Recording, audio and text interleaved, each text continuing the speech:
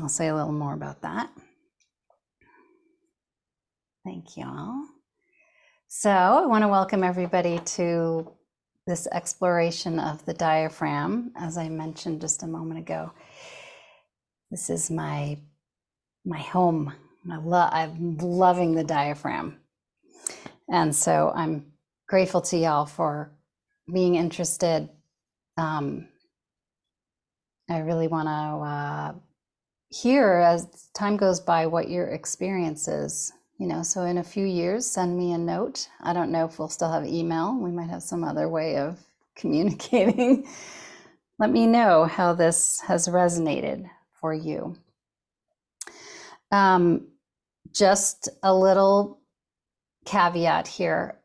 What we're discussing today is like a culmination of my exploration of the diaphragm over the years as a movement person and as a Chinese medicine practitioner, as a student studying with my teachers, reading.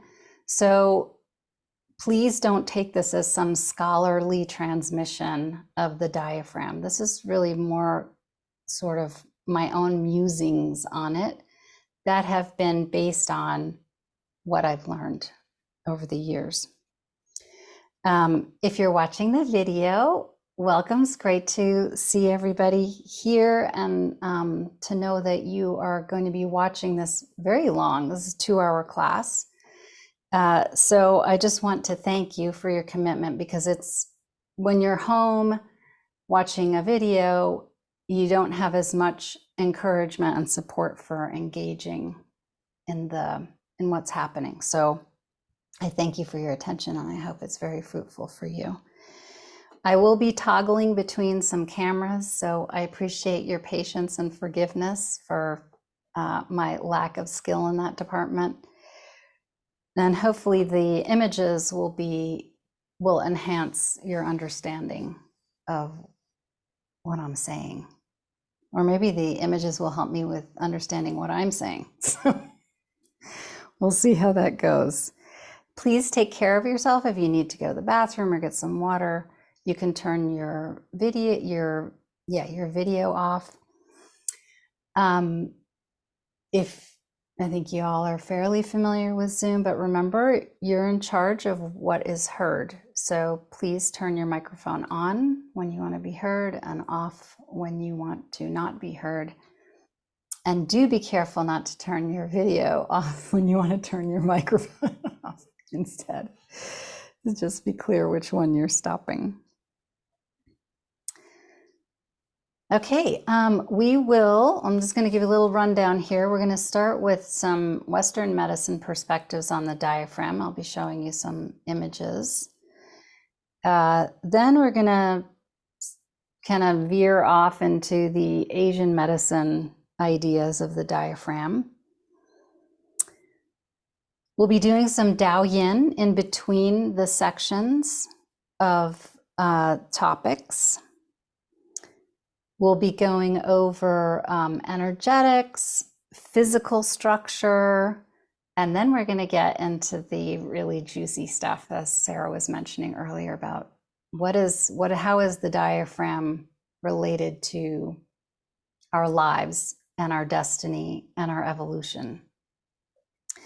So the water will get deep.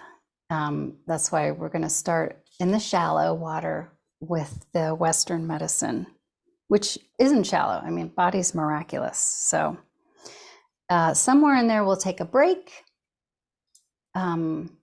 Probably when we get to the top of the hour, we'll have a break time, just for like 5 minutes or so, because there's a lot to do. Okay. I hope Jessica comes back. There's Jessica. Playing around, sorry.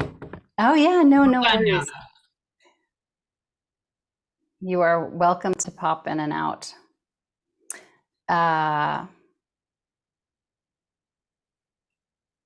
Whoops. So, excuse me. Sometimes these things are strange. Can you all see and See the video, the slide that's up, that's the diaphragm. If somebody could just chime in and say yes, because I can't see you. Yes. Thank you. Okay, so super simple.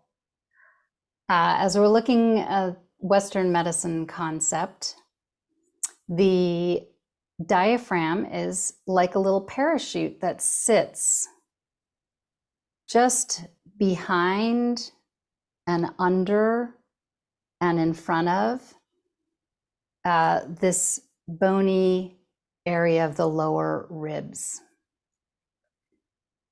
So just kind of take a look at the bones. You don't even need to know what you're looking at.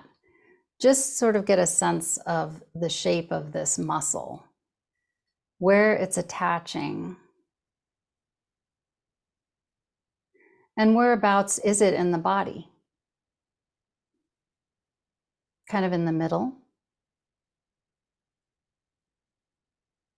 And it almost looks too like a little boundary or border. This is another view of it where we have the abdominal cavity in this space under its canopy and below it. And then we have what's called the thoracic cavity up above. These words don't really mean anything. I mean, you don't need to know what these terms are. It's just delineating. This is kind of like a boundary line where we've got this very protective bony structure meeting the soft, unprotected on the front side of the abdomen, where many of our vital organs reside. We'll talk about that in a little bit. And then this last little slide here showing the structure is helping us to see a little bit more how this muscle of the diaphragm relates to other structures of our anatomy. So on the back here, you can see the diaphragm's coming down and attaching to one of the lumbar vertebrae. This is a vertebrae in the low back. It's attaching there. You can also see that there's this muscle coming off very close to the diaphragm. This is called the psoas muscle and the iliopsoas. So it's attaching to the hip and to the thigh bone. The diaphragm has many attachments.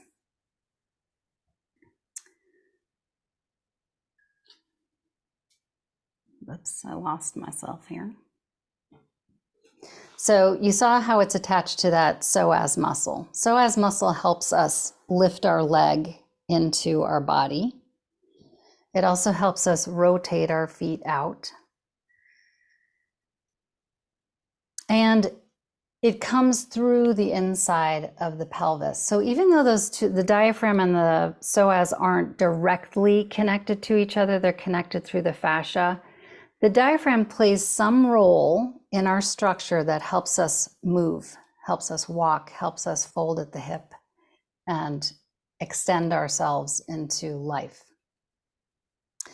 The diaphragm is also connected through its fascia to the cardiac plexus, so to the pericardium. That's the tissue that surrounds and protects the heart, and to some of the venous and aortic structures. So from a Western medicine standpoint, it makes sense that the diaphragm has something to do with healthy cardiac function.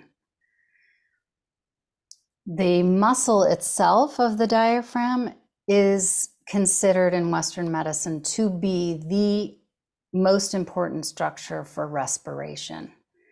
When it contracts, it dips down into the abdomen, and that allows the lungs to expand. And when it relaxes, it folds back up into that thoracic cavity, letting the air come out of the lungs, and the lungs contract. So without the diaphragm, we wouldn't be able to create a pressure differentiation in our bony structure to allow for breathing to happen. And Michael, you mentioned that breathing is both involuntary and voluntary. We can consciously make ourselves breathe, or we don't have to think about it, and it happens anyway. So that too is kind of a fascinating thing about this muscle.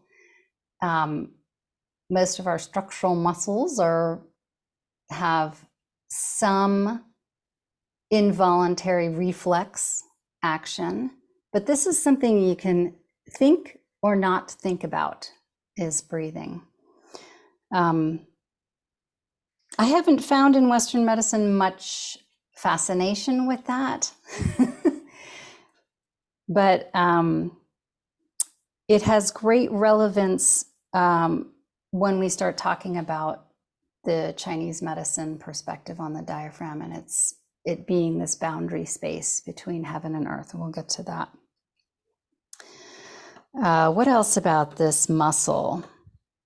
Through the fascia, the diaphragm connects to the liver, which is the organ that helps us with detoxification. And again, in the Chinese system, there's a little bit more to go into, which we will when we get to that. Diaphragm also connects to one of the muscles in the back body called the quadratus lumborum, which helps us tilt our pelvis up and down, side to side. So the movement like this, if you can see.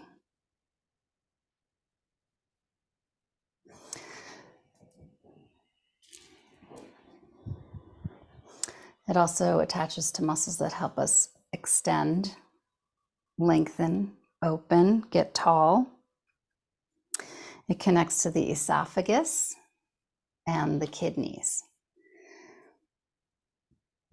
So already we have some information about how important this diaphragm structure is to our movement, also to our heart function, to our respiratory function, to our digestion, and to our elimination of waste through the kidneys. The other interesting little Western factoid about the diaphragm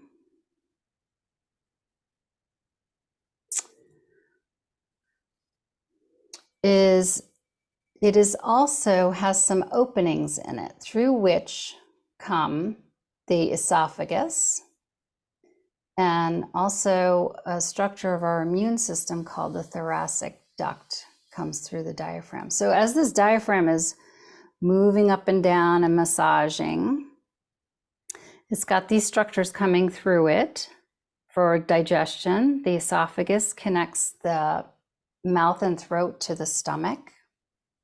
That's this structure here. This picture doesn't have the thoracic duct coming through. But you can see that this connection through the diaphragm might have something to do with when we have digestive issues like hiatal hernia, which what this picture is depicting, where part of the stomach has come through a weakened diaphragm. So the opening has gotten a little bit wider than necessary and the stomach can kind of bulge through, and that can be a terrific source of acid reflux or belching, hiccuping. For the thoracic duct, we have a little hint that maybe the diaphragm has something to do with our immune system, because the thoracic duct helps our lymphatic system drain fluids from the space between the cells back into the blood system so that that fluid can be purified and toxins can be released. So we've got some hints in Western medicine of how important this diaphragm could be if we really wanted to extend it. It's not considered, or I haven't found it to be considered terribly important for immune function. But we'll get more into that when we come to the Chinese aspect. So far, any questions or comments or? Yes, Jessica. I'm curious if you have any diagrams of the diaphragm when it's in its lower position. Yes. Um, we'll get to that. Okay. Yes. And anything else about that, Jessica? I just noticed all the diagrams had this. It was, I don't know if that's the relaxed position during the exhale, where Yes. it's the parachute mode, so I was just curious how far down it moves when it's, Yes. that's all.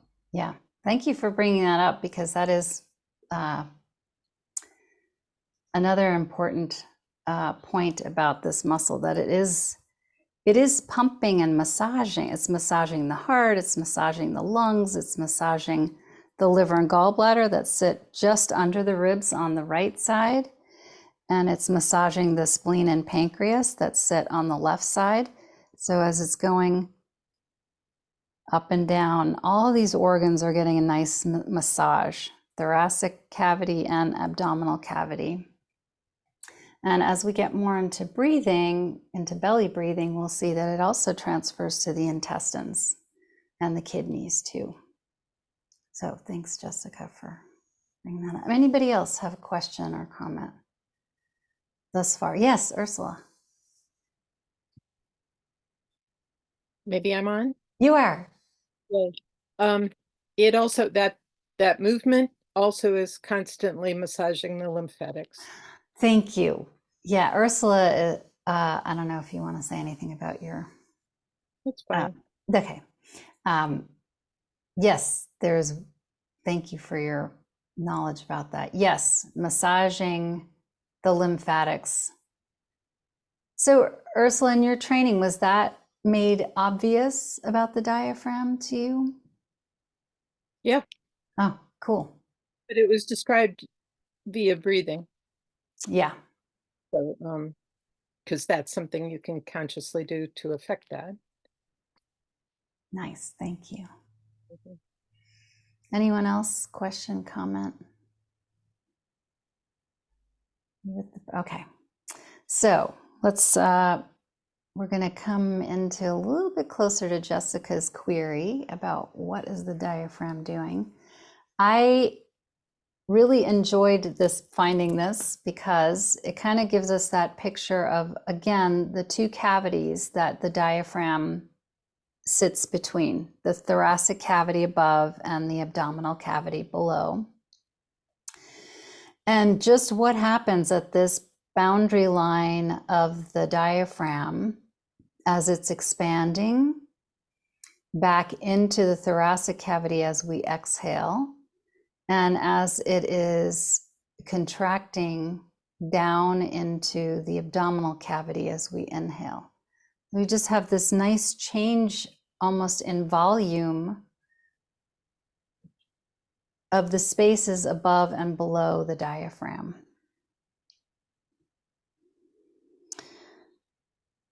Yeah, and this helps with really all our function. Yeah, Jessica.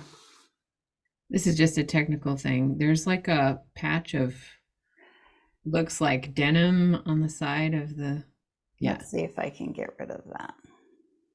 Thank you. Is that any better? It's smaller. It's smaller. If I get rid of it, I can't see anybody. Okay. So, Yeah. thank you, Jessica. Okay, so you'd mentioned breathing.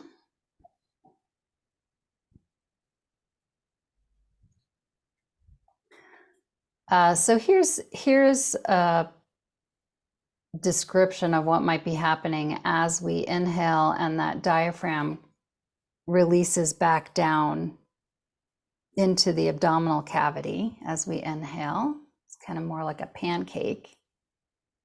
And then as we exhale, it relaxes back up into the thoracic cavity, into the chest cavity. So, you know, in yoga, there's a yoga, martial arts, it really doesn't matter which. There's such a strong reminder to breathe into the abdomen, which isn't necessarily where most people breathe. There's a reason for that.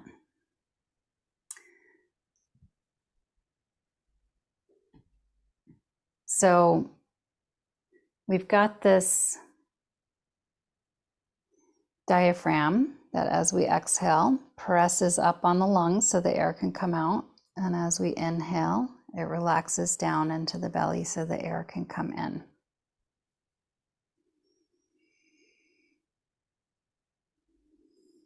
Now, for some people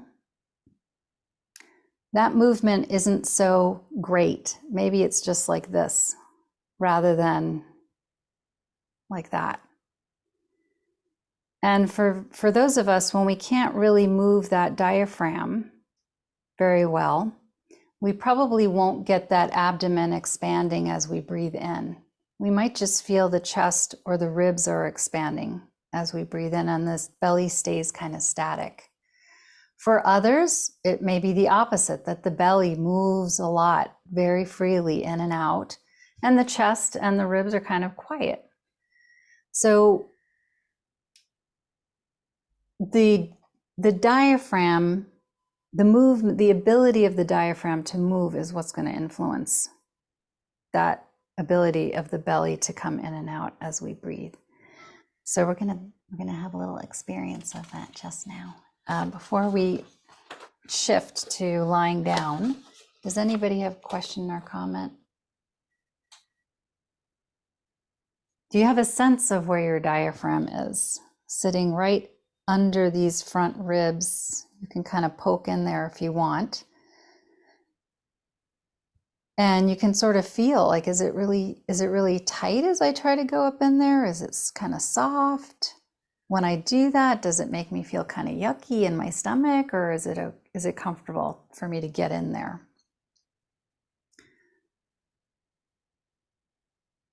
Michael, it looked like you have a question.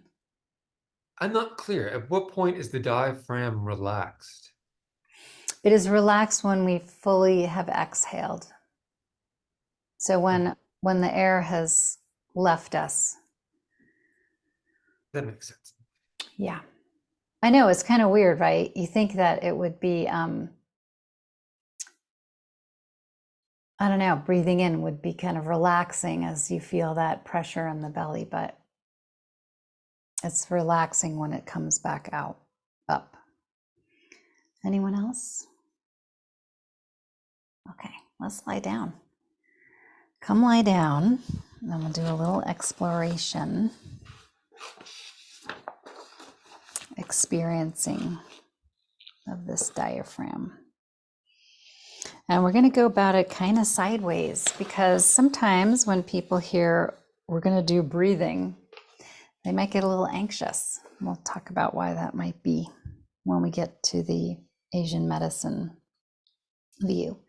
So come and lie down. You're welcome to lie down with your knees bent and your feet standing if you want, or if you are comfortable, you can stretch all the way out with your arms resting by your body and your legs extending out long.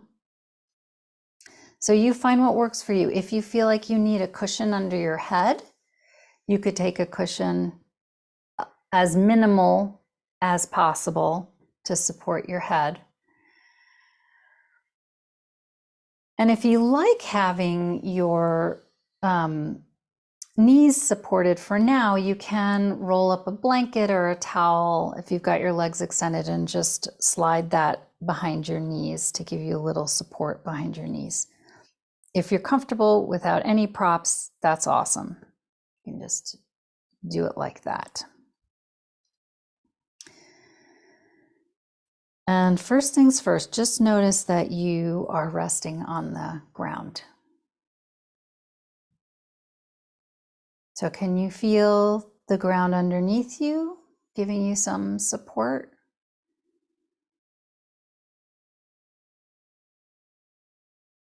Now just turning your attention to the sensation of contacting the ground.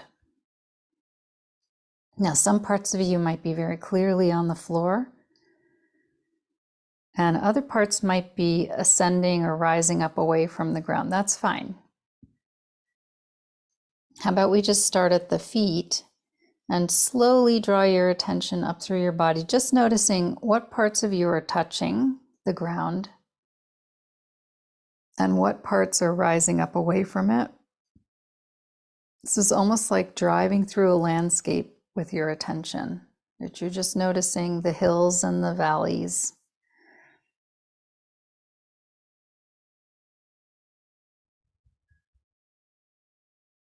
As you feel yourself resting on the earth.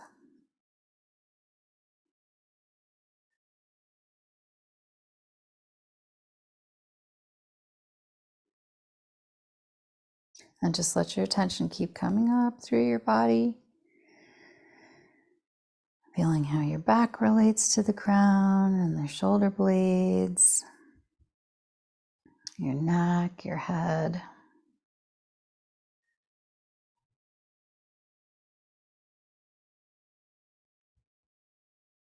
So this is very earthy. This is our relationship to this planetary body called the earth that you're resting on, that's supporting you all the time.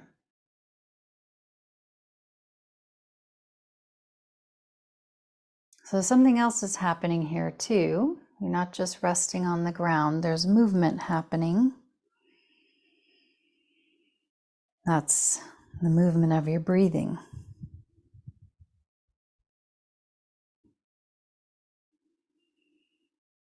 So now that I've invited you to notice that, you may want to shift your breathing somehow, but there's no need. Just let the breath be natural here as you observe it, following it, coming in,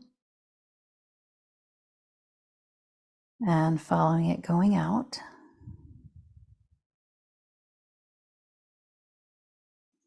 And as you follow it coming in, you can do so like Hansel and Gretel. Leave a little trail of breadcrumbs.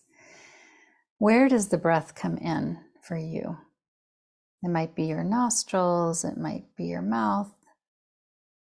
And just follow it as it comes over your palate, down into your throat, into your chest, and just keep going. See if it goes anywhere else. Does it go into your ribs? Does it go into your upper belly, your lower belly? Do you feel it entering anywhere else? And then when it starts to leave, trace it from the inside out. From where does it leave first? And then just follow it all the way back out. And just a few more breaths like that, just following your natural breathing with curiosity.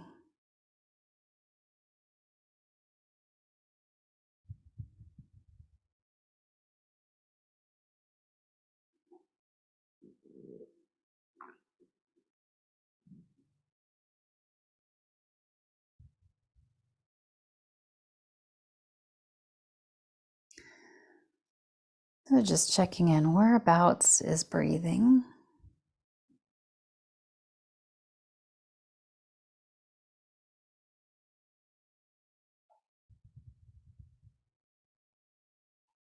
It might be on the inside or the outside.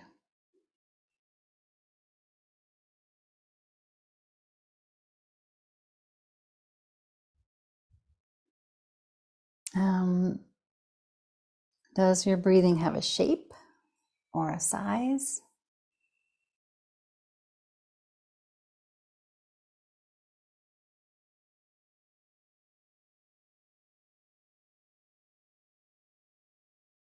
color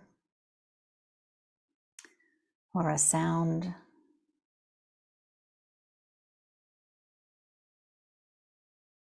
This might sound like weird questions, but it's interesting how you'll get some information maybe from your subconscious and physical body.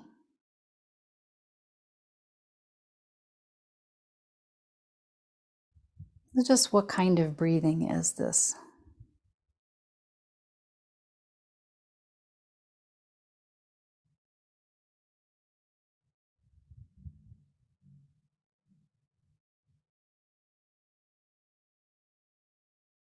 See if an image comes up or some kind of metaphor. This breathing is like what?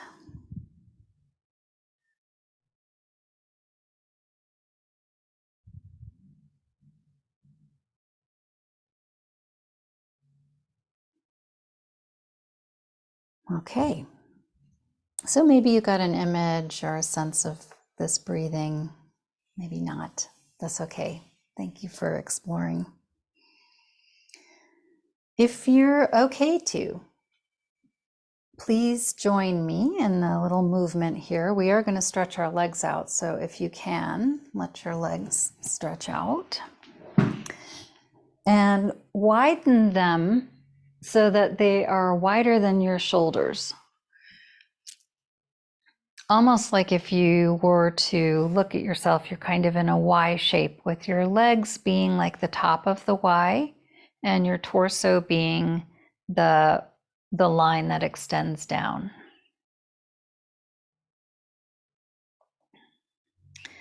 Then we're going to place our arms overhead on the ground. If you can, it's okay if your elbows bend. And now your body's in an X shape, yeah? Please, if you have any questions, please unmute your microphone and ask away. So body's in an X shape. And we're going to feel the weight of the right arm. And just slide that right arm along the ground, along that same vector. So you're still sliding it out away from you like you're going to try to touch a little ball. And the moment you touch it, the ball's going to roll away. You want to stretch a little more if you can. Just slide that arm on the ground, stretch it out, and then relax and release it. And then we're going to slide the left leg the same way. Slide it out away from your belly button on the diagonal line, like you're trying to touch a ball that's going to roll away from you the moment you make contact. You stretch a little more if you can, and then release that leg. Then we're going to slide the right leg along the ground on that diagonal line away from the belly button. And then release that. And finally, your left arm. Slide it on the floor along the diagonal away from your belly button. And release that. So just pause here for a moment and reflect. So we kind of are like rolling out the pizza dough here. Rolling out first, up and out through the right arm. And then we rolled down and out through the left leg, down and out through the right leg, and up and out through the left arm. We're going to continue that pattern. I'll walk you through it as we go. But this is a practice that is helping to release tension in the diaphragm, in that boundary line where the ribs, that bony protective case of the ribs meets the soft receptive space of the abdomen. Okay, so you might at times just notice what's happening at that boundary line where ribs meet soft belly. All right, here we go. So we're going to inhale and start again. Stretch that right arm along the diagonal and then relax it. And as you exhale, stretch the left leg. Inhale, stretch the right leg. Exhale, stretch the left arm. Inhale, the right arm stretches. Exhale, the left leg stretches. Inhale, the right leg stretches. Exhale, the left arm stretches. Inhale, right arm. Exhale, left leg. Inhale, right leg. Exhale, left arm. Inhale, right arm. Exhale, left leg. Inhale, right leg. Exhale, left arm. You can go faster and faster. Inhale, right. Exhale, left leg. Inhale, right leg. Exhale, left arm. Just keep going. Don't worry if your breathing just becomes natural. Just keep kind of stretching yourself out on those diagonals, wiggling your spine, and you can go faster and faster. The faster you go, the more you're going to break up little obstructions in the structure, constrictions in the muscles.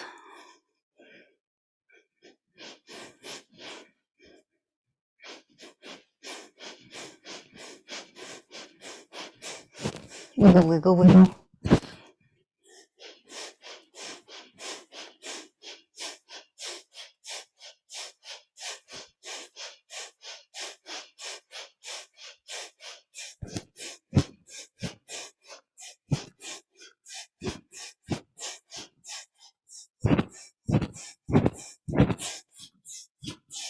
You can start to slow it down.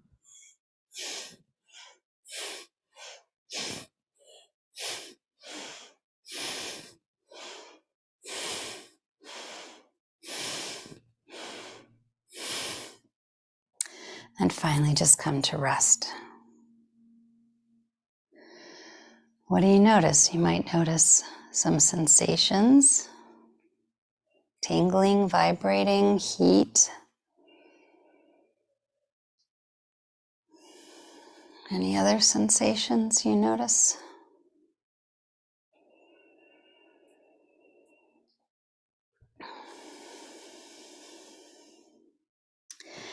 Come back with your arms by your side body and your legs a little where you started, closer together. Or then feet standing, and just come back to noticing your contact with the ground. If you want to take a little ride through the landscape with your attention, starting at your feet, and just seeing if your contact with the ground has shifted at all, or the quality of it has changed.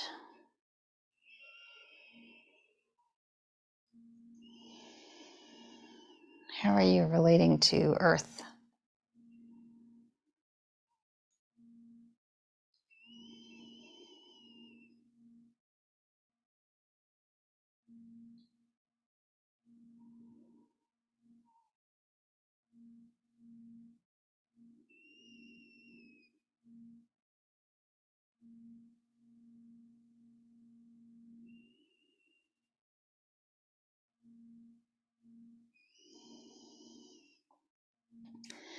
And come once again when you've completed your journey. Let your attention come back to your breathing.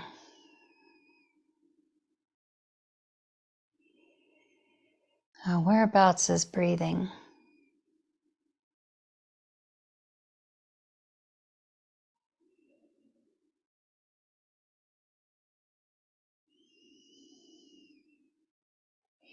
On the inside or the outside?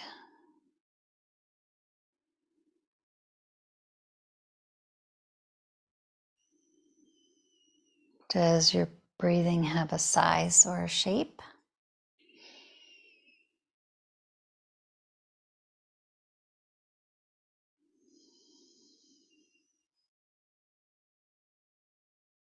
A color or a sound?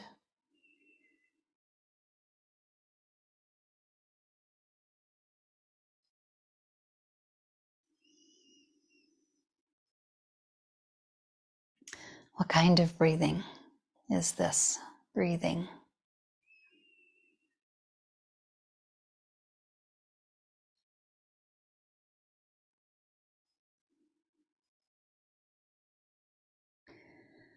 And what is this breathing like?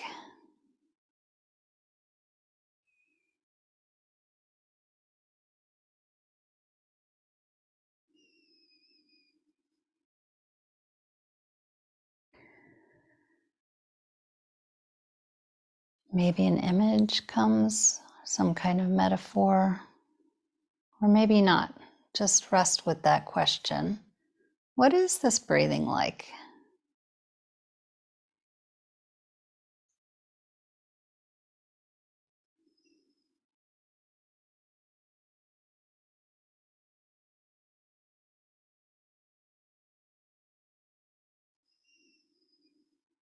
Okay. Wiggle fingers, toes. If there's a stretch you'd like to make that would feel good to you, maybe like hugging your knees in or some other kind of stretch, go ahead and take that movement.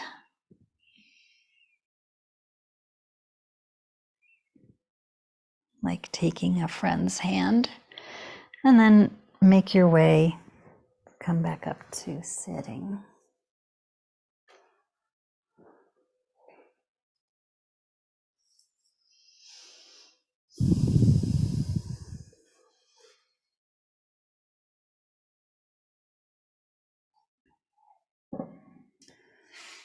Does anybody want to share anything they noticed about that? Difficulties, enjoyments? Anybody get a metaphor? Michael. And it was interesting how much more of my body came in contact with the floor after doing exercise. And how was that, Michael, to be more in contact with the floor? Oh, turn your mic back on. Thank you. Indicative of being relaxed. Oh, nice. Yeah. Indicative of being relaxed, the more contact with the ground. Anyone else? Observations? Nakeem. My metaphor at the beginning was like a shoreline, and at the end it felt like being in the depths of the ocean. It's very interesting. Wow. Moving from the shoreline to the depths of the ocean. Thank you, Nakeem. Anyone else? Questions, observations, comments? I'm going to have to do that some more times to find it relaxing. Yeah. I found it extremely challenging. It's like patting my head and rubbing my belly. Yes. So I'll report back later after actually can find some relaxation in it. Yeah. Thank you, Jessica. That is a,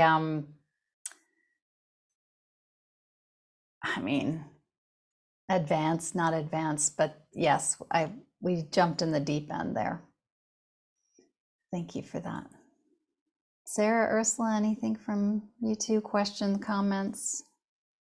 Guess I was just thinking, like, after, like, I don't know that I ever find it relaxing actually doing that movement, because it's like, I don't know, I have a lot of tension in my diaphragm and my psoas, and it just always kind of like, it's like it feels to me like I know it's what I need, but it's a hard movement to make. And yeah, and doing like it helped. I think I don't really, you go really fast. It's funny, I got a metaphor about you. I was like, she's like a choo-choo train, but I didn't really get one about myself. I was like, gosh, she's really chugging along. Like, wow, I hope one day I can be a choo-choo train with this, but I just am kind of still like it's hard. It's like yeah.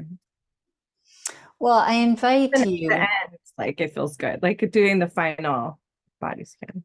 Yeah. You noticed something there. Yeah. But there's big change, even if I just do small and like slow. Nice. Yes, ma'am.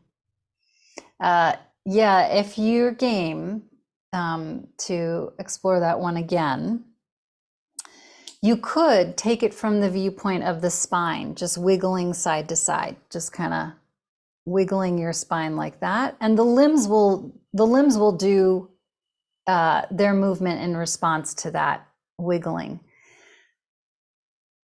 We just take it from the limbs, making the movement of the spine from the limbs, but you can reframe it and look at it as just the movement of the spine side to side, and then what happens with the limbs coming out. Sometimes that's easier just to reframe the movement. Ursula? I'm sorry. Yeah, you're No. on. Hakeem said was my experience as well. And it was like I got it from, you had said be alert to sound, and it was an internal sound. And I loved that, then picturing it as the sea, thinking about when the wave goes back out, that curl and volumizing. And I've always, well, not always, since I saw what surfing could be, I've always wanted to know as much as I could know about waves, but I don't know anything about them yet. But this was real fun to have it inside. Thank you, Ursula. Well, that's an excellent segue into our next little ditty over here. Please, if you have questions or comments, please chime in anytime.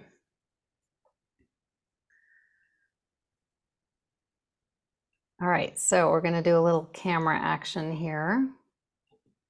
Get to see my artistic talents. All right. So we have this container of the pelvis. We're going to be exploring some bony structures here. But for now, we have this container of the pelvis. And one little metaphor, so now we're moving into Chinese medicine concepts, is the pelvis is like a little ocean. This watery element. It's mysterious. It's profound. We might not know much about it because it's kind of subconscious. In Chinese medicine, we call this the realm of the kidneys. And we know this is also the realm of our reproductive organs, the genitals, prostate, uterus, ovaries. So this area of our body, let's say, I'll put the legs in here. It's sitting cross-legged. This area is just like a basin of mystery that deals with our essence. Who are you? Who am I? It's kind of stored in this zone of the body.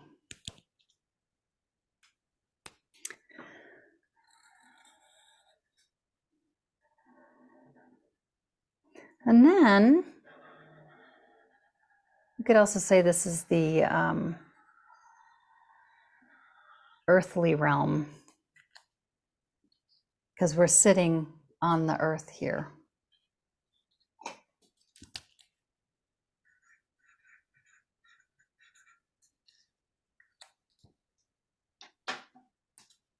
Then we have this middle realm.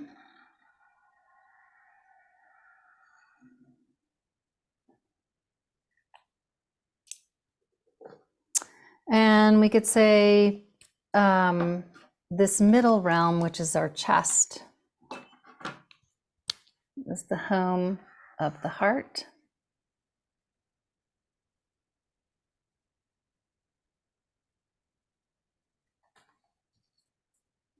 And this connects to the upper realm,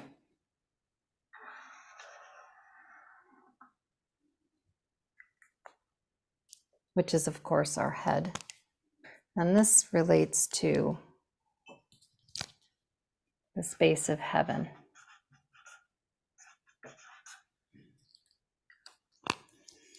So we have diaphragms in these major junctions. Here we have the actual muscle that we call the diaphragm. But we also have this other little diaphragm here, which we call the base of our throat or the sternal notch. There's another little mini diaphragm here. We also have a little diaphragm down here, which we call the pelvic floor. So these diaphragms are kind of where we have junctions between heaven and earth. Between the major bony structures, we have a diaphragm where the bony structures are meeting each other. The cranium, the thorax, and the abdomen.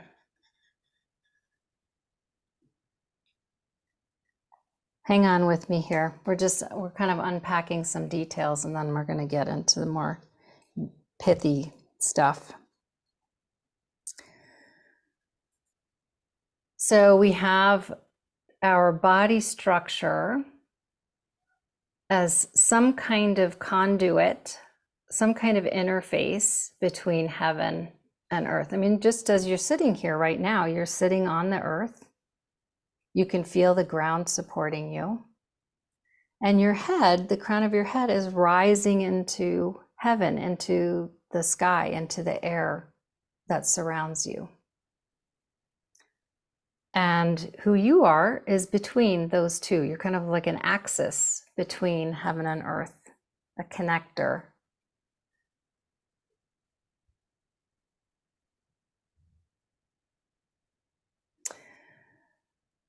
So this heart here in the chest, in this chest cavity, has a lot of light to it. I mean, you know, when you meet people who are full of love, you feel their illumination, and it's kind of like a moth to a flame. Many times we feel that and we're drawn to it. And when we feel that light of the heart emanating from the chest, from a person, we might not consciously know that, but we have feelings inside of ourselves of comfort, of warmth. There might be laughter there, a sense of happiness or ease.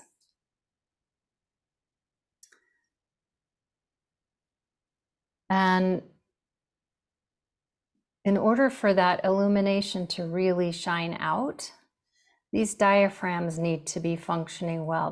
Their flexibility, their boundaryness, that they are creating some kind of borderline, a container that's permeable. Things can come in and out of them, but they have enough integrity that the balance between what comes in and what comes out is just right for that person.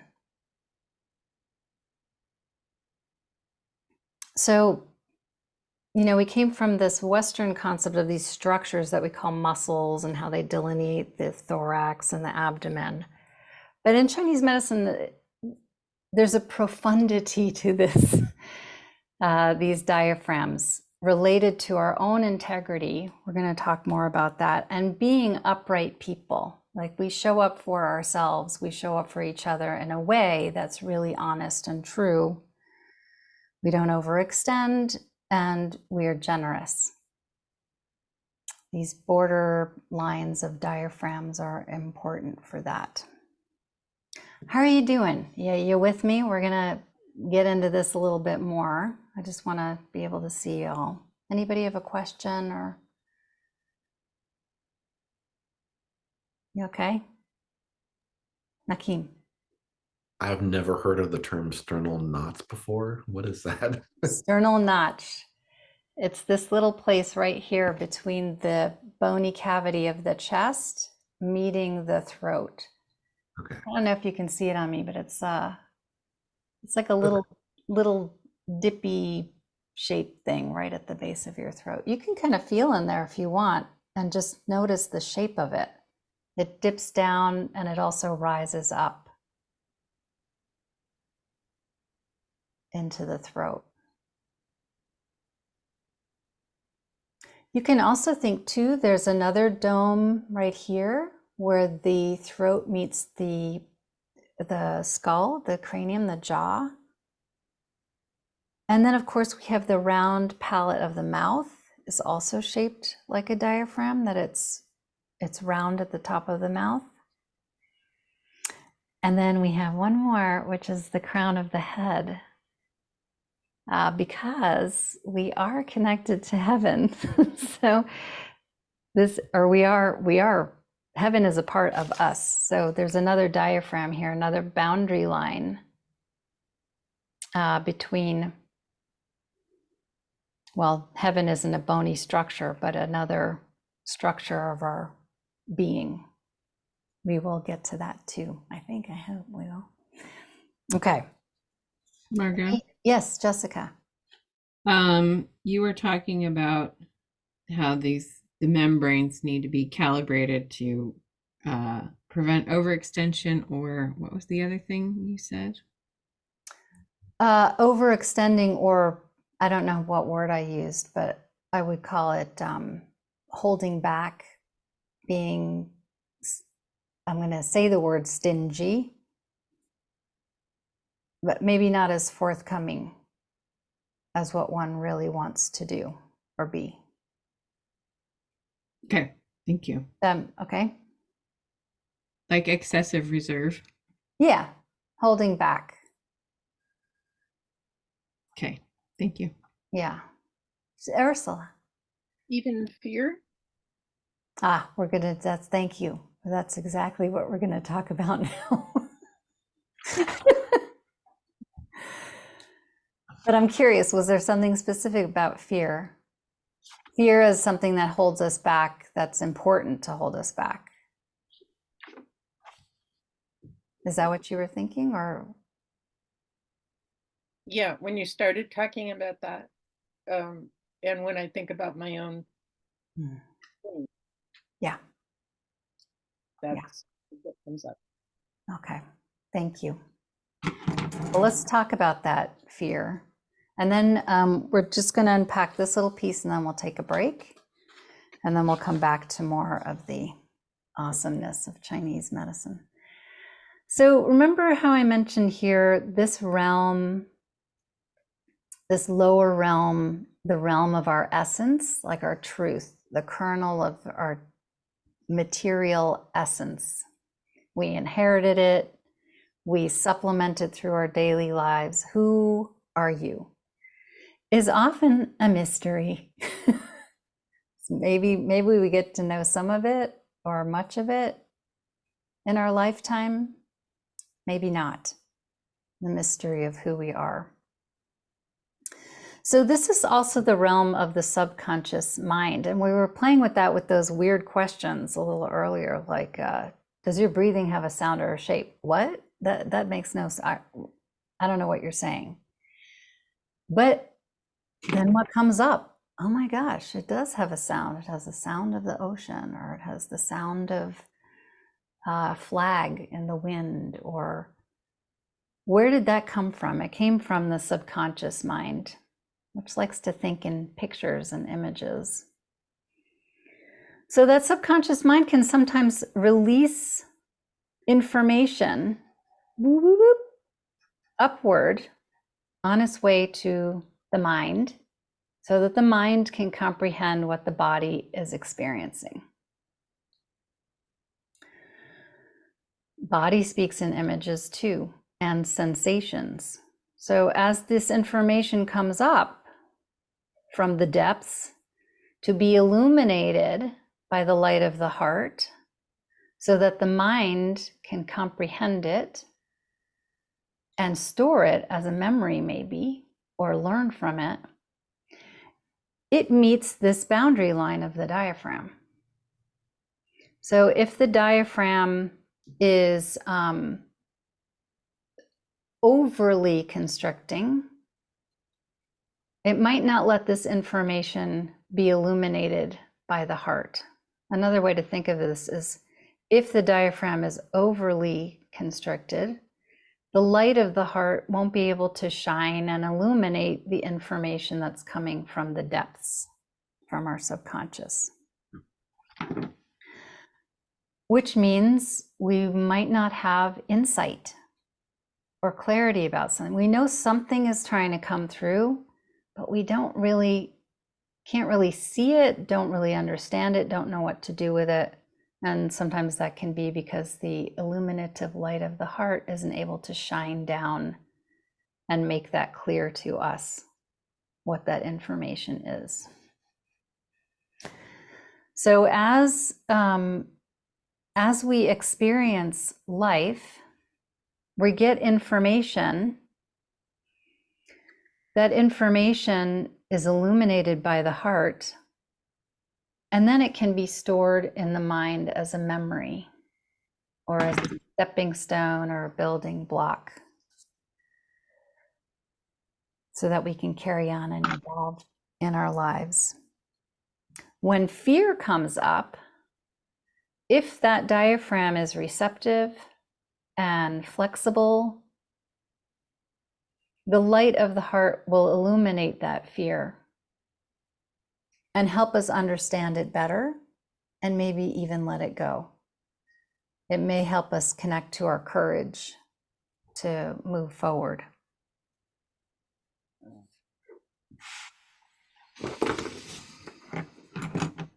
How's that going? Ursula, does that attend to your question about fear? Mm-hmm. Yeah. And if this balance between the fire, the light of the heart, and the deep depth of the oceanic waters of the kidneys, if that light of the heart can't illuminate or warm that coldness, that fear, then we just have the fear sitting with us and probably responding more from fear than from a place of clarity or illumination or resourcefulness. So just another pitch for relaxing this diaphragm to help us be more free in our lives, to understand ourselves better,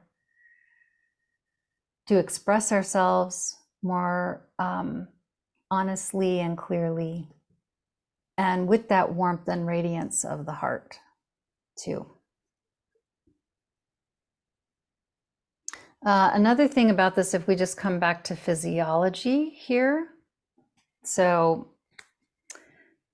if we put just some physiological structures in, we've got our esophagus coming down. This is where the food comes into the stomach. And then all the gobbledygook of the intestines. We've got our lungs.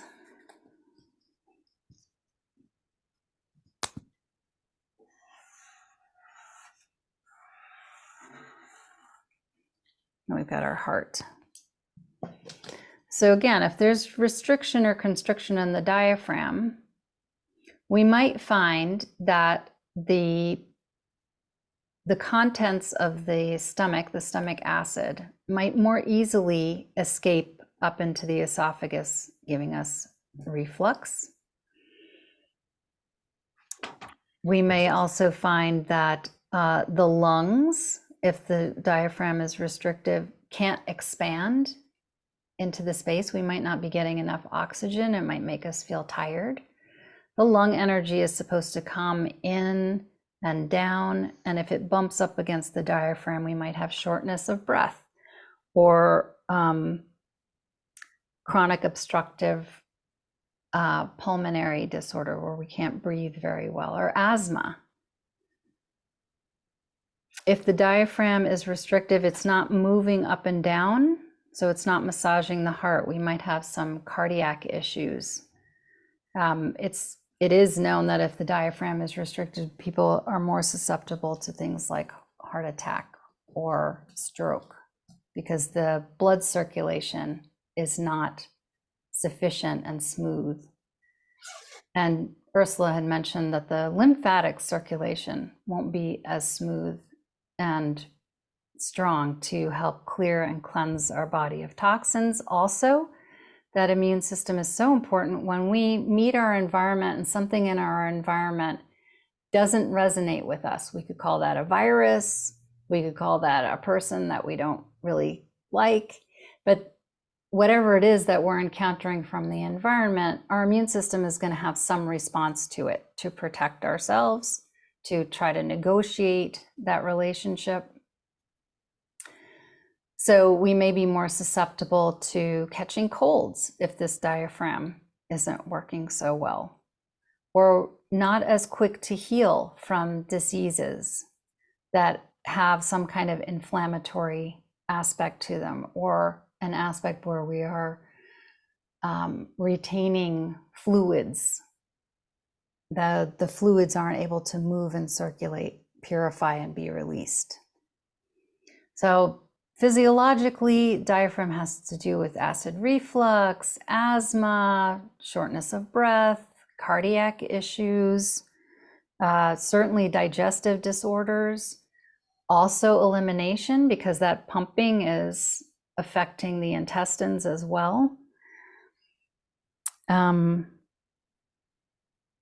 because the diaphragm also sits right where the liver is, on the right side, the liver is not going to be able to perform its function of helping smooth and boost blood circulation, detoxifying the blood as well. And the gallbladder is there too, so we have fat, digestion of fats. We have an implication for higher cholesterol.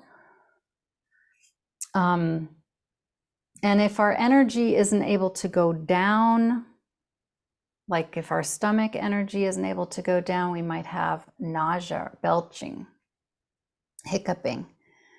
Already mentioned lung energy not able to go down, we'll have respiratory issues. And just overall, if we're not able to settle, calm, and ground ourselves, we might have hypertension or high blood pressure. All of these can be attended to by attending to the diaphragm.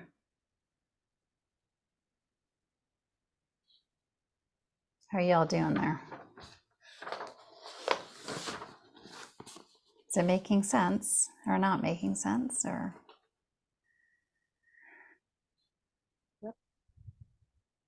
Okay. Organ prolapse is another one that so the diaphragm, we talked about energy coming down, the ability of energy to come down. But there's also ascending energy too. We say that the liver energy ascends and the spleen energy ascends. And with that ascension comes a feeling of being able to lift yourself into life. You're grounded below, but you can lift yourself. Your spine is long. You can uplift your spirit. If you've been blue, you can come out of that depression, sense of uplifting. And that uplifting happens with the organs too. Uterine prolapse, rectal prolapse of the bladder. These are all physical things that can be attended to through the diaphragm. Okay, I promised that we'd have a break. Are you all doing okay to unpack just one more thing about this diaphragm Chinese medicine? You okay? We'll probably just take a few minutes. So the other aspect of the diaphragm is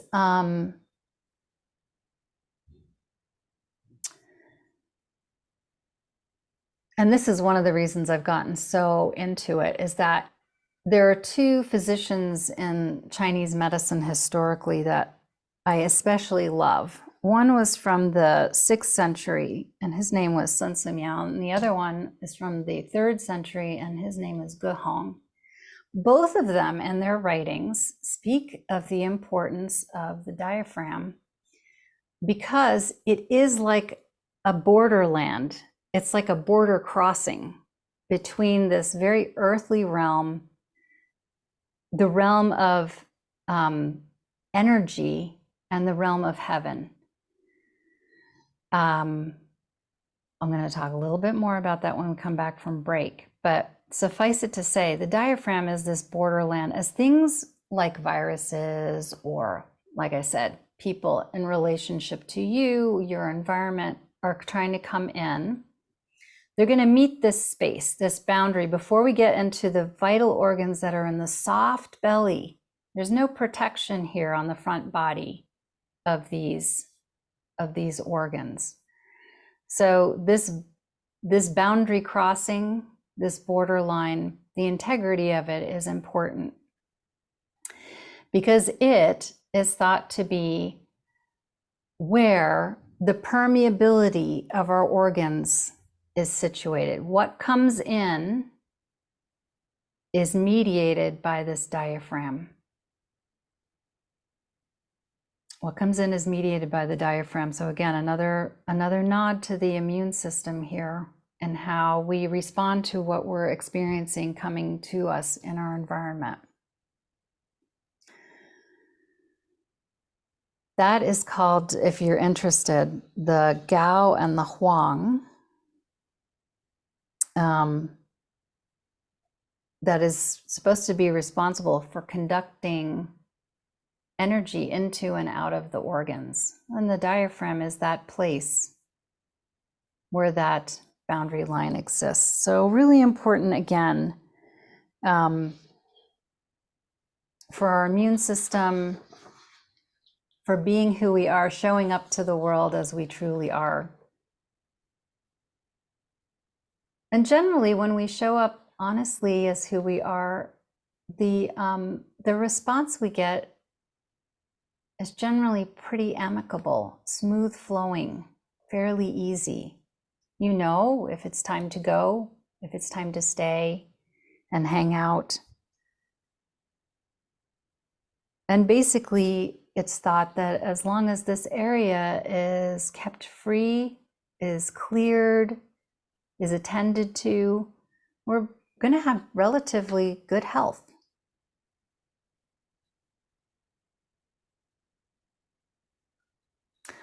Sarah, is there anything else? Would you want to say anything about the Gao Huang in relation to diaphragm? Sarah's fellow practitioner. I mean, there's so much to say about it, but I can't say it.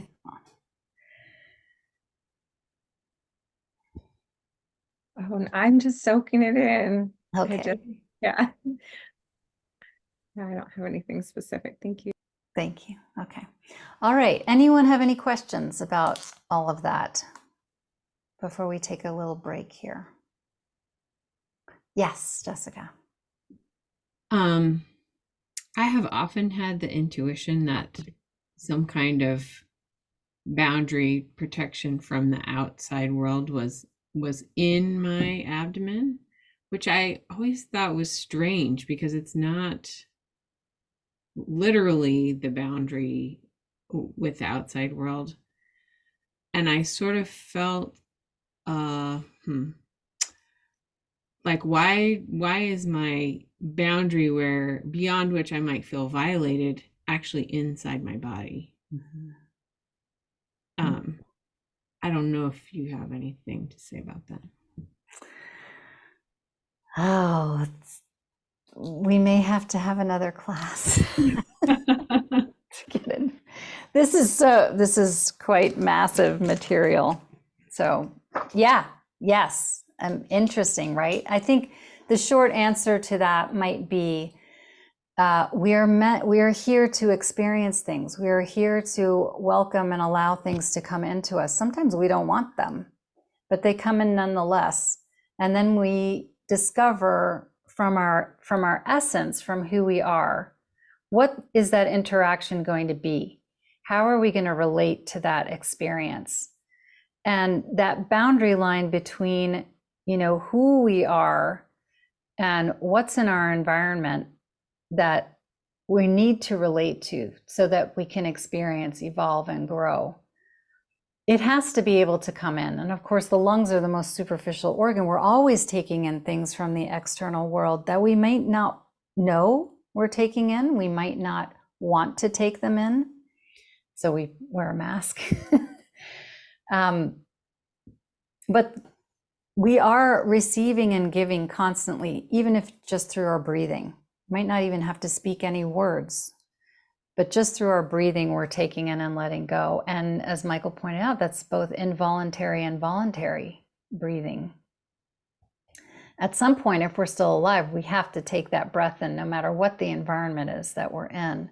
And so this boundary line is here on the inside to help us negotiate that relationship between interior and exterior.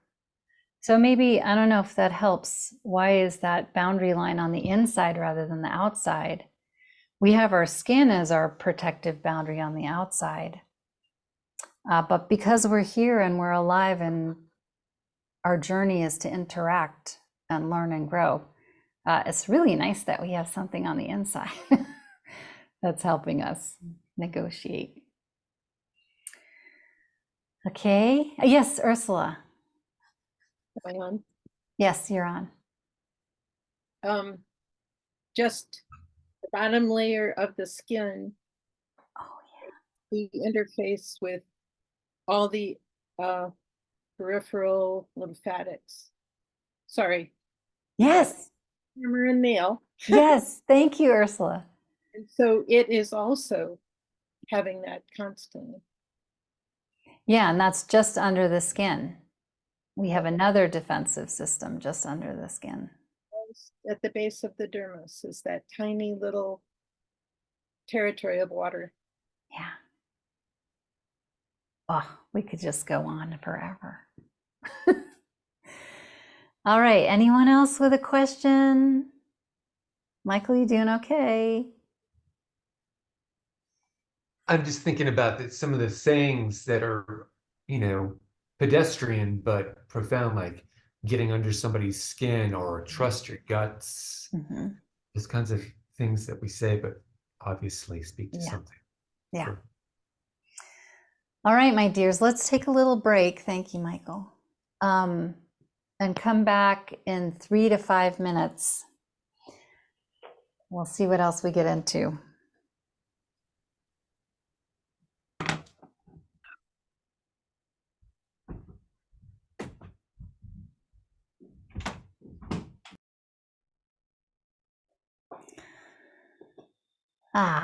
Thank you all for coming back. I had so much packed in. I'm about a quarter of the way through everything I wanted to talk about.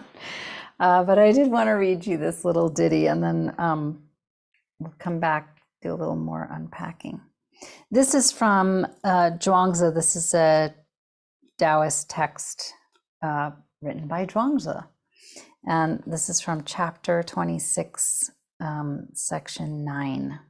Speaking, well, not directly about the diaphragm, but about the diaphragm. And just remember, as you listen to this little diagram here.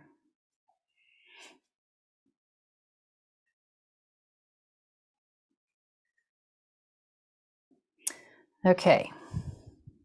And how mind, the chi of the chest, heart and lungs, and the essence, the jing of the kidneys are all connected, and there's a nice little harmony between these 3 sections. Acute eyes make for keen vision. So this is in the head. Acute ears make for keen hearing. An acute nose makes for keen smell. An acute mouth makes for keen taste. An acute mind makes for keen knowledge. And acute knowledge makes for integrity. Whatever is the way does not like to be obstructed. If it is obstructed, then it becomes choked. If it is unceasingly choked, then it becomes stagnant. If there is stagnation, a host of injurious effects are born.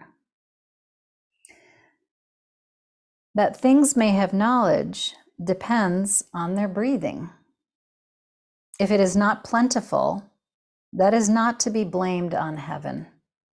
Heaven penetrates them with it day and night, without intermission, but man contrarily blocks up the openings. The abdominal cavity is spacious. The mind has its heavenly wanderings. If their chambers are not roomy, wife and mother-in-law will quarrel. If the mind has not its heavenly wanderings, the six senses will interfere with each other. The excellence of the great forests, hills, and spacious mountains for men is because their spirits cannot vanquish them. So again, this little chapter is just speaking of the importance of this spaciousness in body and mind, how the two affect each other, and that our this begins to sound a little colonialist, but we're imparted with this amazing, miraculous body, mind, spirit. What we do with it is up to us. And we have guidance from this medicine on how to support ourselves in being true humans. Okay. Nothing major there. Some other things to unpack here, just sort of quickly, another way of looking at the bony structures. We have the cranium bony structure. We have the rib cage bony structure, and we have the pelvis bony structure. Then we have these muscles. We have this muscle in our neck that comes from the back of the skull to the front of the collarbone. That connects heaven to our body, our heavenly part of our body. The skull to the chest. We've got the diaphragm that, as we saw in that picture, connects to the spine.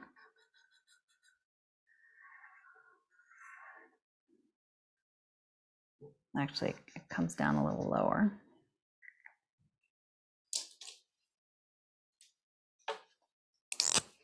We've got this muscle, the iliopsoas, that comes from the spine also and comes to the front.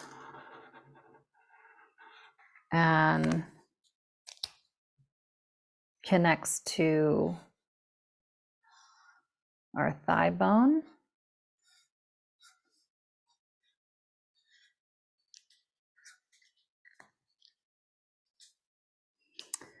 We have our paraspinal muscles that go along the spine that connect our head to our chest and our chest to our pelvis.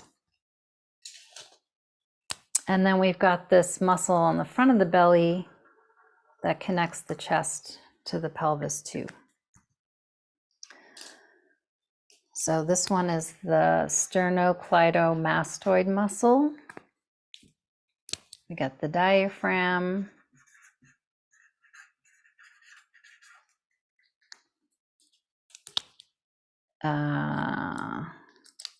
We've got the iliopsoas. And we should put the pelvic floor in there too.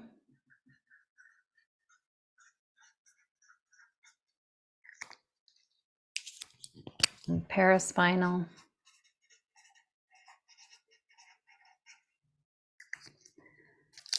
And the rectus abdominis.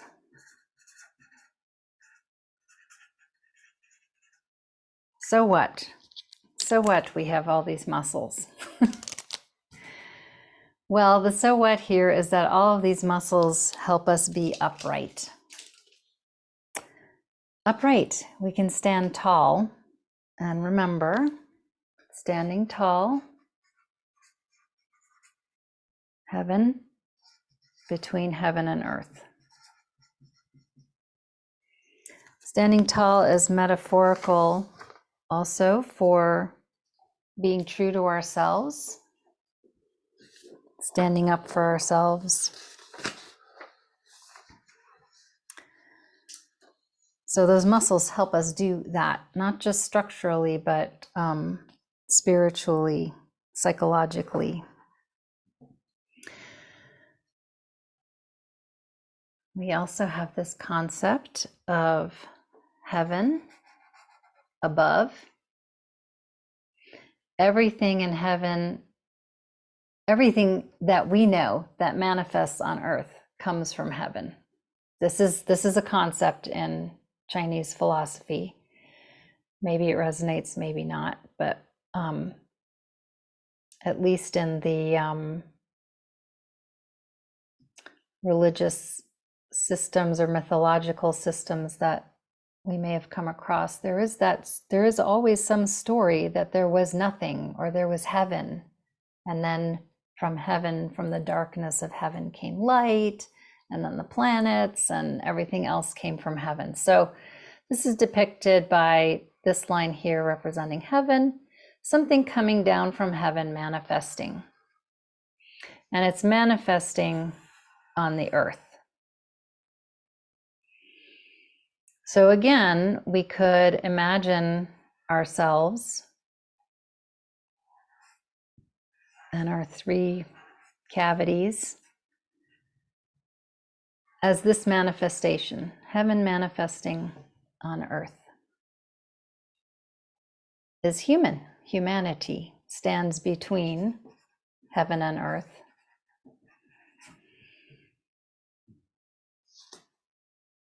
We're given consciousness.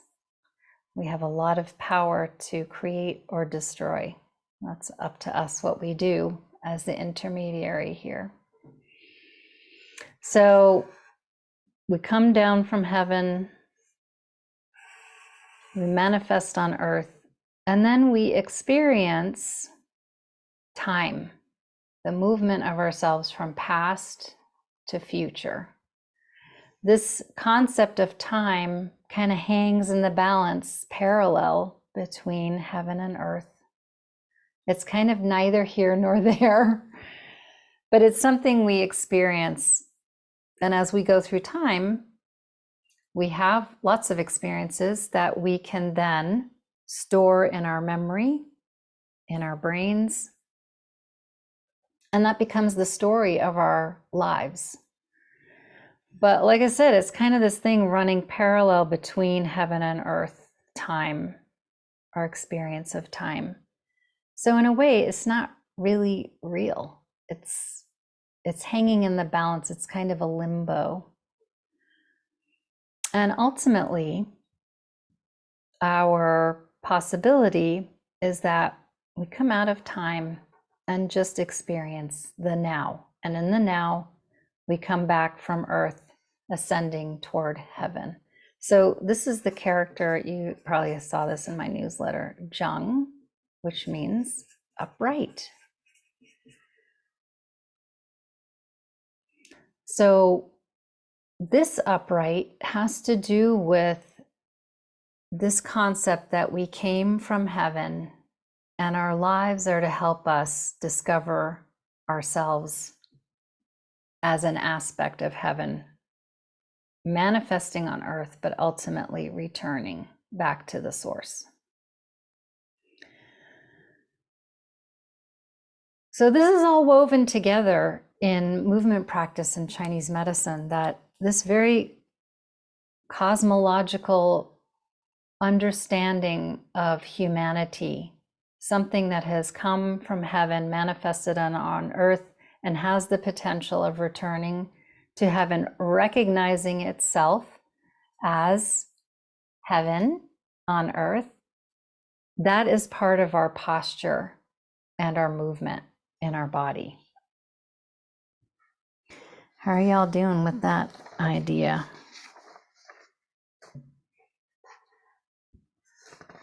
It's okay. Well, they always say it in the meditation practices that I've done, like sit in an upright posture. And I'm like, why do you care so much about that? Now this is making more sense. Yeah, exactly. All right. Well, we have to make some choices here. Go on into the depths of the philosophy of it, or head into movement, which is essential because our physicality, the way we move our muscles, the way we move in the world, our posture, we can say is all built on our experiences. So what we experience in life and how we take it in is how our shape is going to reflect that. So for example, if we take in an experience and it weighs us down, and that's an experience that we either ruminate about for years and years, that weighing down is probably going to show up in our physicality. We're probably going to see it in our posture. Our ability to move certain limbs may be residual responses that we've had to experiences. We might have more stagnation in our joints, inability to move based on something we experienced, how we responded to it, and then we kind of stayed stuck in that. It's kind of like we stayed stuck in time in that experience. And we can't really evolve back to heaven if we're staying stuck in that experience. So the good news is that by moving your body, especially in ways that are strange to you, that you haven't come into some sense of, oh, I know what that movement is about and I know how to do it. I'm going to do it like this every time. If you have beginner's mind, every time fresh, yeah, we've done this movement 1,000 times, but boy, it feels so different right now. It's not the same. It's fresh in the moment. It's full of possibility. The body can start to change. The physicality, the shape of you can shift and change.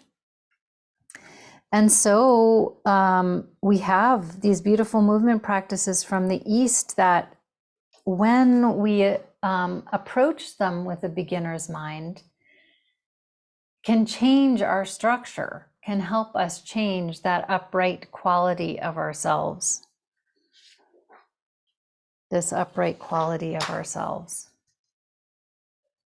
where we have the illumination of the heart as we come to know who our true selves is. This is revealed, we can receive it with love and warmth.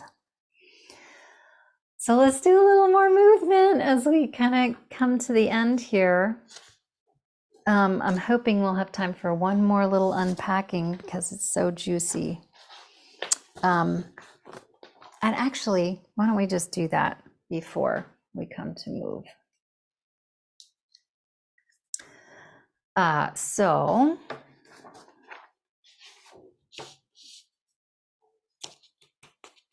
we're going to come back to the bony structures.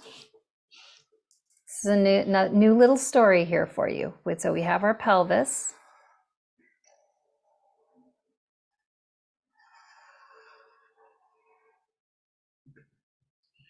And as I mentioned,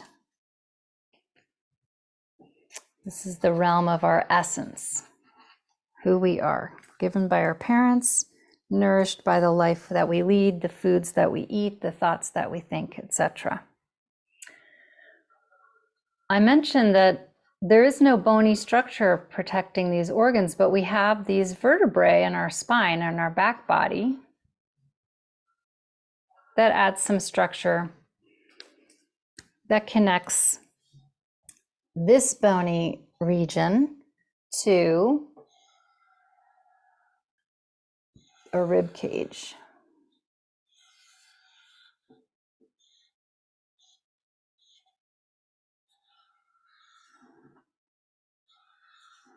I'm not making a very good drawing here, but I think you get the idea.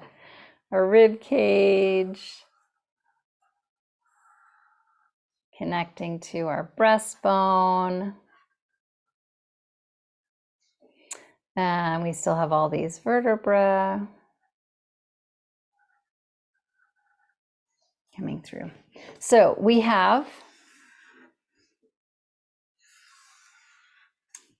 a vertebra for every day of the month. So we start here. The essence starts to rise up toward the heart, to be seen and known, to help us in our interactions, to be real, to be ourselves, step by step, day by day. And at some point, those days turn into months. So we have 12 ribs, and we have 12 months in a year.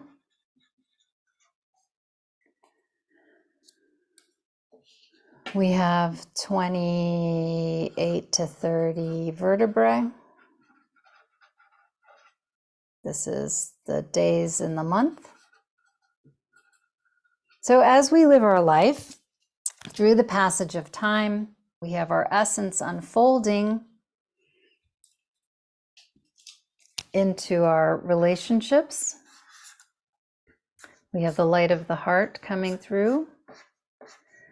And then all of our experiences ultimately get stored in the bony cavity that I've run out of space for, which is the cranium up here. Just imagine a brain, a skull up here. So this is just another way of looking at this boundary line of the diaphragm that has something to do with time, our passage of life through time. And that again reflects this little piece right here, our experience of life through time. And this creates the story of our life, our memories, the story that we tell, our legacy.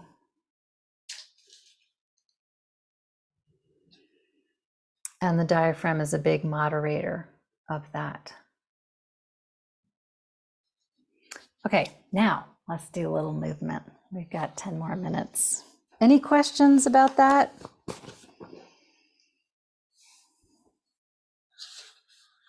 We're going to do a part 2, right? Yeah, I know, right? Yeah, because we haven't gotten to this piece, which is ultimately our own little consciousness merges with the great void. And then we, of course, are enlightened beings. But we're not going to get to that today, are we? No enlightenment for us today.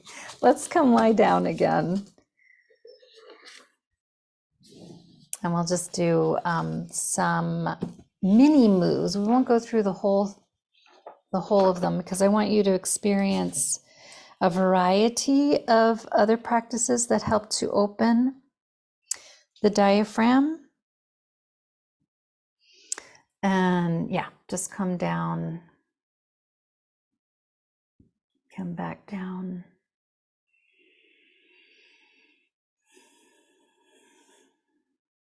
Lying down.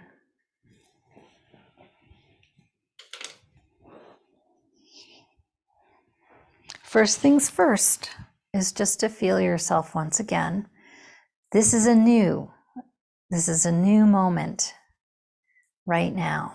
So you come to rest on the ground, you tune in again. So you leave the baggage behind of, oh, I already did this. I know what how my body is contacting the earth. This is new. Take it as a fresh experience. How are you now as you take that little ride and with your attention up through your body, just noticing how you're contacting the ground. And you can start with your feet standing if that's easier on your back. As you get more relaxed, maybe you can stretch your legs out. Stretching the legs out. Remember how the diaphragm is connected to that psoas muscle? Stretching the legs out is going to give a little pull on your diaphragm.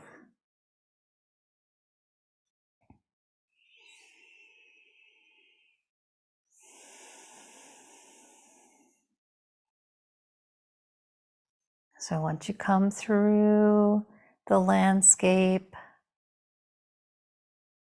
of your body, and as Michael mentioned, at the end of the last practice, when he felt more on the ground, it was indicative to him that he was more relaxed. So not every practice will yield more contact with the earth. And that's just right. You're just going to need to notice what is the effect the practice had on you? What was your response to it? Is it more grounding or maybe not?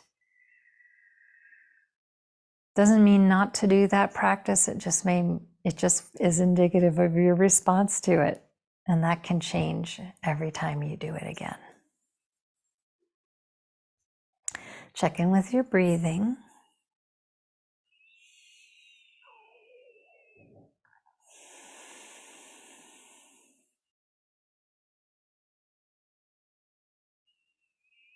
Place one hand on your chest and one hand on your belly. And as you breathe, don't change your breathing, just notice what's happening in your hands. Is one or both of your hands rising up and falling back to earth as you follow your breath in and out?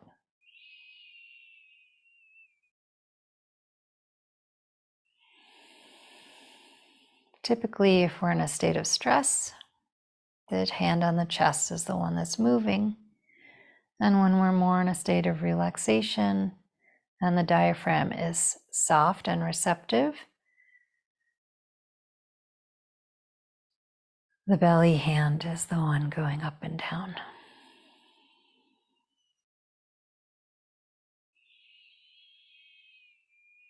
Maybe you feel both hands moving. Okay, so we're going to do a little twisting. We'll see. Keep coming back a couple of times to what's happening here with the breathing. Come and stand your feet, if they're not already, with your knees pointing to the sky. And we're going to cross the right knee over the left, right leg over the left with the thighs touching. Open your arms out. And when you come to your next exhalation, just let your knees drop to the left. Nice and easy. Just go as far as you want. You don't have to force it or make it greater than it wants to be. And when you've gone as far as you want, you can inhale and press with your lower leg to come back to knees to the pointing to the ceiling. And just go like that a few times. Exhaling to twist to knees to the left. If you want to turn your head left or right, you can. And then inhaling, come back. Go ahead and hold the breath in as you make this next twist. Hold the breath in. This is putting strain on your diaphragm as you twist the body, knees to the left. And then when you get as far as you can go, exhale. Maybe with a sigh. And just see if you get a little more twist. And then inhale. Come back up. And this time as you exhale, just flop into the twist. And then inhale. Come back up. Uncross your legs and stretch out. This is a mini version. Usually you do about 3 rounds of each of these. Just check in if your right side feels different from your left side. And if so, what kind of difference is that? Is it a length difference? Is it a weight difference? Is it a contact difference? Or something else? And then stand your feet again. And we'll cross the left leg over the right with the thighs touching. Open your arms level with your shoulders. And this time as you exhale, let your knees just drop any amount to the right. Feel what's happening in your hips, waistline, ribs, breast, armpit. You can turn your head either way. Inhale, come back. And just take that nice, easy twist again. This is opening up the diaphragm. When you use your lower leg to push you back, you're actually strengthening and toning that muscle, the diaphragm. And go one more time. Feel where you're getting opened up. Then use that lower leg. You'll feel it. Put a little pressure on that diaphragm muscle. Take as much air in as you want. Hold the breath and make that twist. Feel the pressure in there. And then exhale. And then inhale. Come back. And exhale, just flop. You make that sighing sound. You hear that a lot in yoga. Oftentimes people are kind of a little shy to make a sound, but that sighing helps to release the diaphragm. If you find during the day that you sigh, that's indicative that the diaphragm you might be holding some tension there. So if you hear yourself sigh during the day, maybe you take a moment just to do a little Dao Yin practice to help release it. Come back and stretch your legs out and compare left and right sides.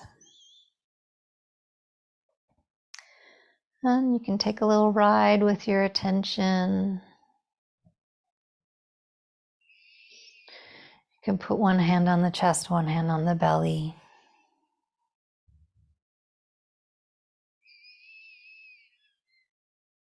And just check in with your contact with the earth and your breathing.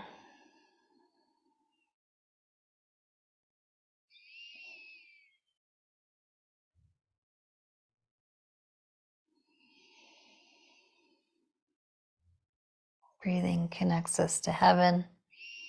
Body connects us to earth.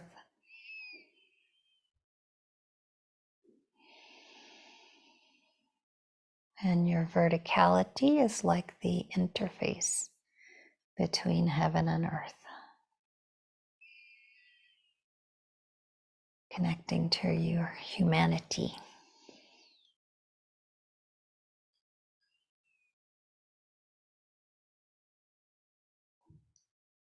Okay, let's walk knees into chest. Give yourself a little hug. Rock a little side to side. Oh. My dears, it is the time.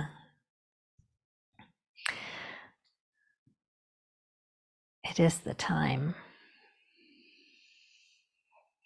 to conclude.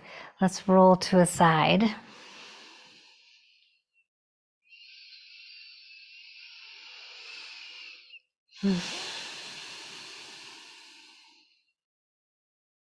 When you're ready, come on up.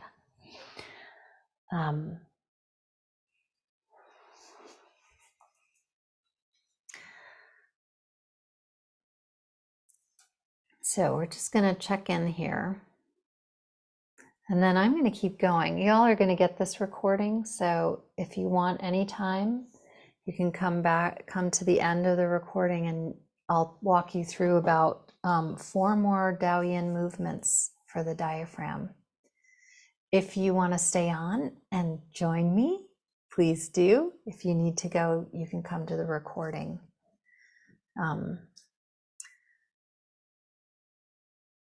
Any questions or comments about that last twisting movement for releasing this zone? Waistline, ribs, hips.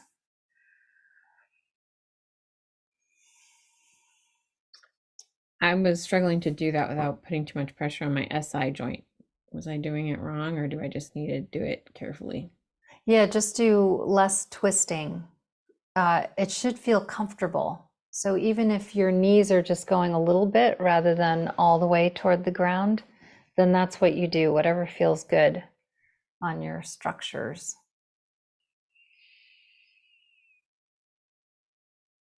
Ursula.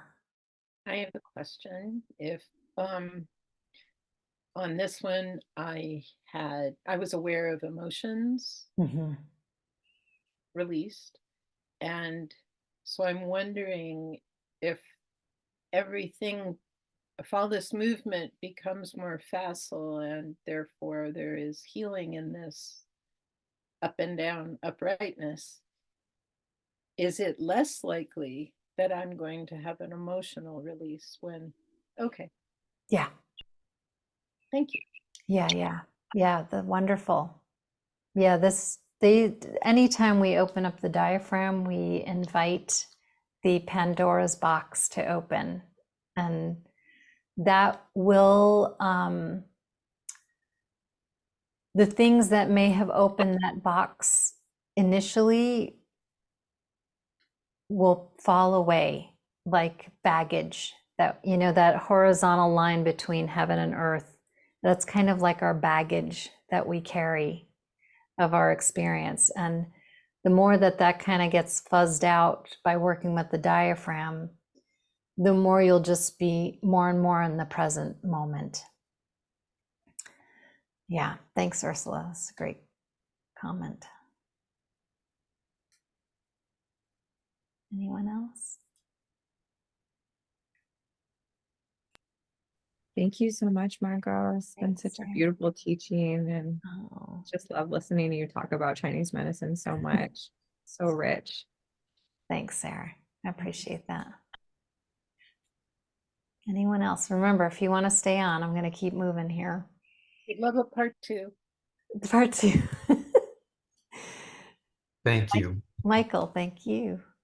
I've got to go tend to some things. I look Yeah. forward to getting the recording of the Italian movements. Yes, we will continue.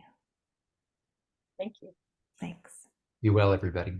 Yeah, bye. I'll stick around a little longer. Oh, yay, Nakeem, thank you.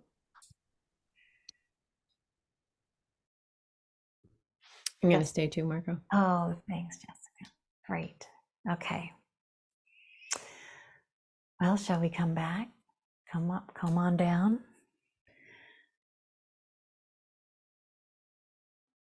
Okay, so that little twist that we just did, as I mentioned, helps to get into this space of the diaphragm. So Jessica, you mentioned that your SI joint was having maybe a little more, you didn't say these words, but when we cross one leg on top of the other, we are opening that sacrum a little bit more than if we keep our legs side by side. So that's another way that you could modify this, would be to take that twist with just having the legs kind of sandwiched together rather than crossing and asking the sacrum to open even more from the crossing. So that one is an excellent one to start with when you just want to get into diaphragm. And if you only have time for one practice, that's a good one to do. It opens up the space of the diaphragm. It really resonates with the liver, gallbladder, pancreas, and spleen. So those organs that sit just underneath it. And it also opens up the chest for the lungs and the heart. Okay, and like I said, that's a good one to do, even if it's the only practice that you have for the lungs. Does it have a name? Say that again? Does it have a name? I call it, in my book, it's the bamboo twist, and I think it's page 13 if you have my book. Okay. And I also have I have a recording of it on YouTube, listed as bamboo twist. And I go through each section 3 times, which is what's recommended. We did the fast version this morning. Okay, so the next one This is another one that you might feel is like patting your head and rubbing your belly, which is actually kind of great because it means it's something new. If we just rest our palms on our ribs, right where the ribs meet the soft belly, just resting your palms there, and gently let your fingers curl up and under your ribs, just very softly, getting a feel for the diaphragm. You'll need to curl your fingers up and under those lower ribs, just to get a sense of that diaphragm as the boundary line. Then we're going to put one hand on our belly and one hand on the chest again. Is it possible for you to follow the breath through the nose all the way down into the belly so that you feel the hand that's resting on your belly rises up as you breathe in? Just try that a few times. Some people that's really easy, other people not even feel a possibility. So deeply breathing. Can you breathe the breath into your belly? It'll feel like a ball of breath in your belly, pressing your hand up. And then as you exhale, the ball deflates.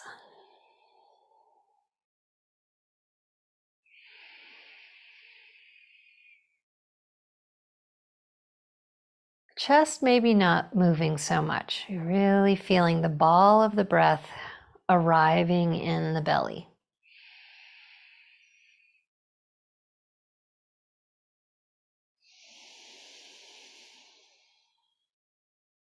Go one more time. Deep breath. Can you feel like a round shaped sphere of energy, of breath in your belly? Okay, I'm going to try that in the chest. As we breathe in, to keep your diaphragm kind of still, breathe into the chest, and that ball of breath is now in the chest. Rising your hand on your chest up, and then as you exhale, the ball of breath in your chest deflates and the hand sinks down. Try that again. Stabilize the diaphragm, breathe just into the chest.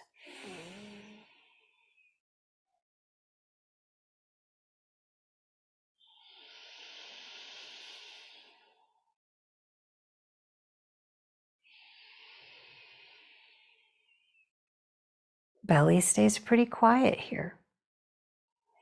Just the chest moving as the diaphragm stays stable.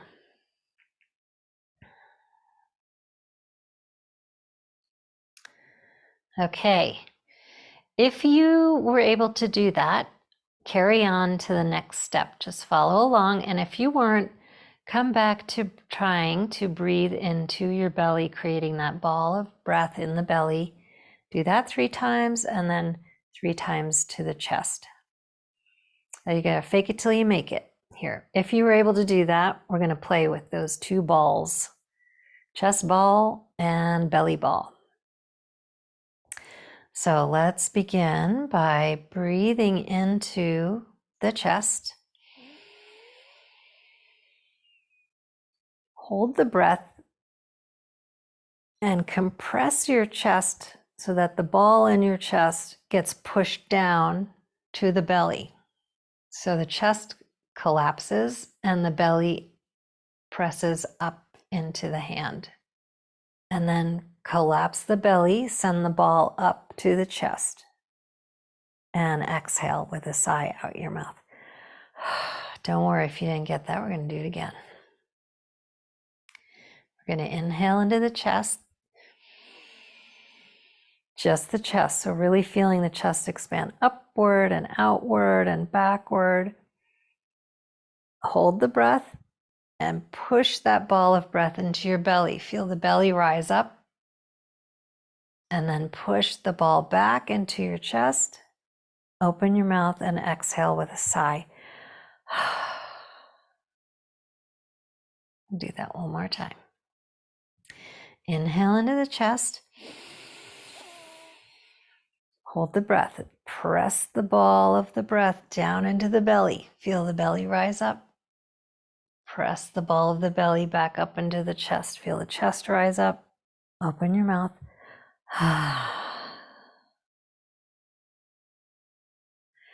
Okay, check in with yourself here. If you feel any headache or lightheadedness or nausea, just rest and breathe, feeling the breath moving naturally through your body, feeling what's happening in your hands, rising up and falling as you follow your breath. And if you're still good to go, we've got one more round here. We're going to inhale into the chest. Hold the breath. Press that ball down to the belly. Press it back up to the chest. Press it down to the belly. Press it back up to the chest like a piston pumping. Pump it. Pump that ball of breath as you hold your breath in. Pump it, pump it, pump it. And when you can't hold your breath anymore, send it back to the chest. Open your mouth. Sigh it out. Okay. Stretch out and give yourself a scan. You might notice tingling in your body. You might notice other sensations. Just take a scan. Let's go from head to foot this time. Notice how your body's resting and contacting the ground.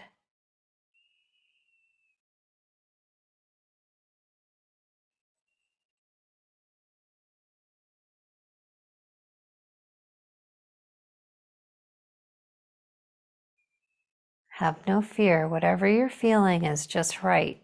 If you have any uncomfortableness, nausea, headache, it's okay. It's just showing us that we invited the diaphragm to soften, to move, to release. And maybe some things were stuck there that got released. Just follow your landscape all the way down to your feet. And when you get there, check in with your breathing. Whereabouts is it? What was the effect of that movement? Did it help you breathe more into your belly or not?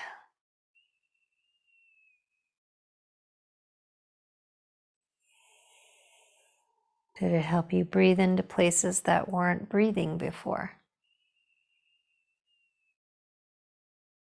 Or not?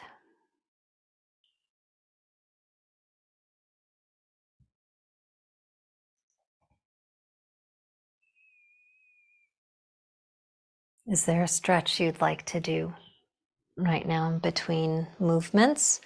And if either of you need to go, we just can check in with the recording later. If you have any questions about that one, you can roll over and turn your mic on and ask away or comments.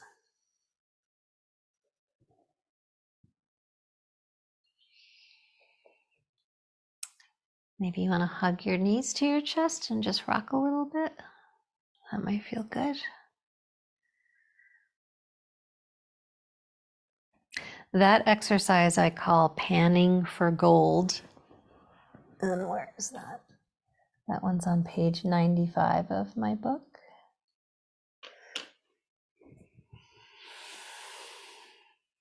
When you're ready, come stretch out again.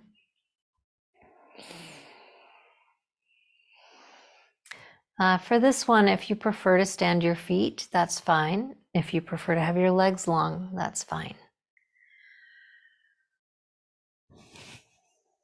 We're going to crisscross our arms over our chest. So we're going to place the right arm across the chest, putting your right hand to the outside of your left breast, just underneath your left armpit. And then your other arm is going to come across, crisscross, and find that your left hand is resting to the side of your left breast, just underneath your armpit. So we're going to get into breathing into our side ribs here. Rest here, relaxing, and as you're breathing, see if you can direct your breath into your side ribs so that your ribs expand into your palms.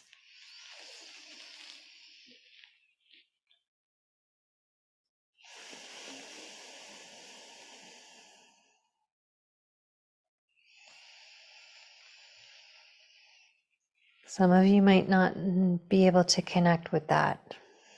That's okay. Just fake it till you make it. You can feel your palms resting on your ribs. As you breathe, you let your chest and your belly remain kind of placid, kind of flat, and let the breath expand sideways rather than upwards.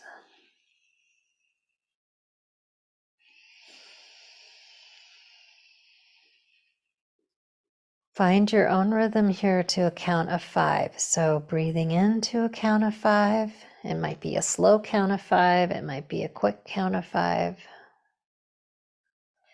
And breathing out to the same count of 5. So you're equalizing the time taken for breathing in and breathing out.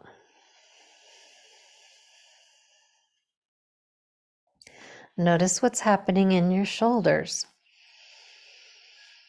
As you inhale, are your shoulders rising up away from the floor or pressing down into it? As you exhale, are your shoulders rising up away from the floor or pressing down into it?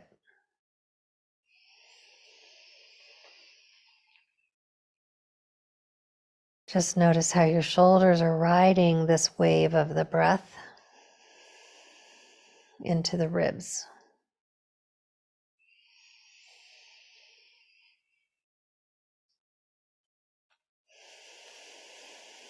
Okay, now we're going to lengthen the time that you're exhaling to a count of 8. So inhaling to a count of 5 into your side ribs and exhaling into a count of 8. So lengthening the duration of the exhalation is generally calming to the nervous system.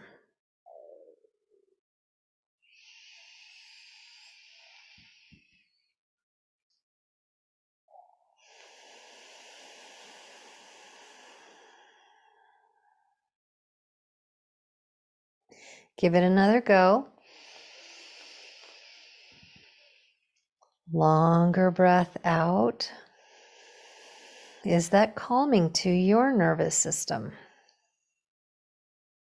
If it's not, just return to the counts of 5 and 5.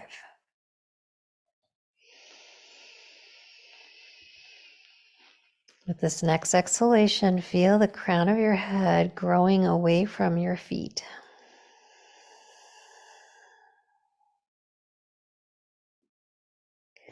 And then just come to relax, take a body scan. If you feel a lot of energy in your head, you can body scan from your head down to your feet.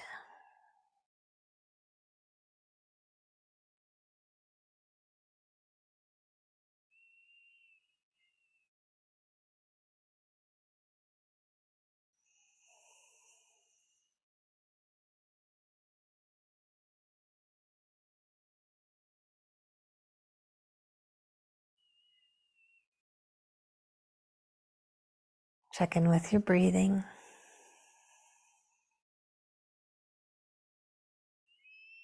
Where do you feel the breath moving most clearly?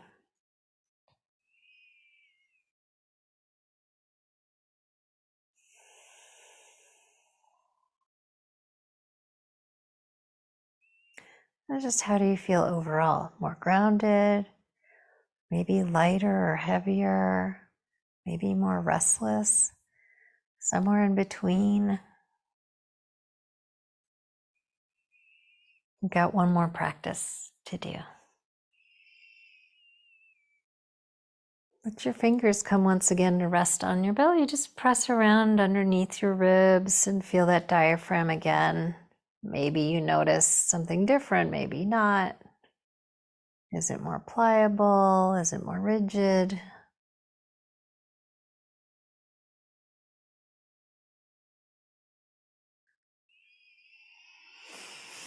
Take a stretch, whatever that is for you, that would feel good.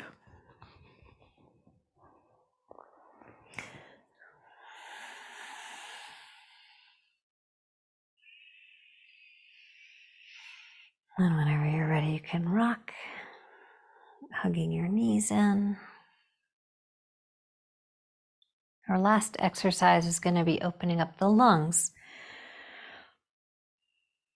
by taking a twist. So again, we're going to come back to the diaphragm.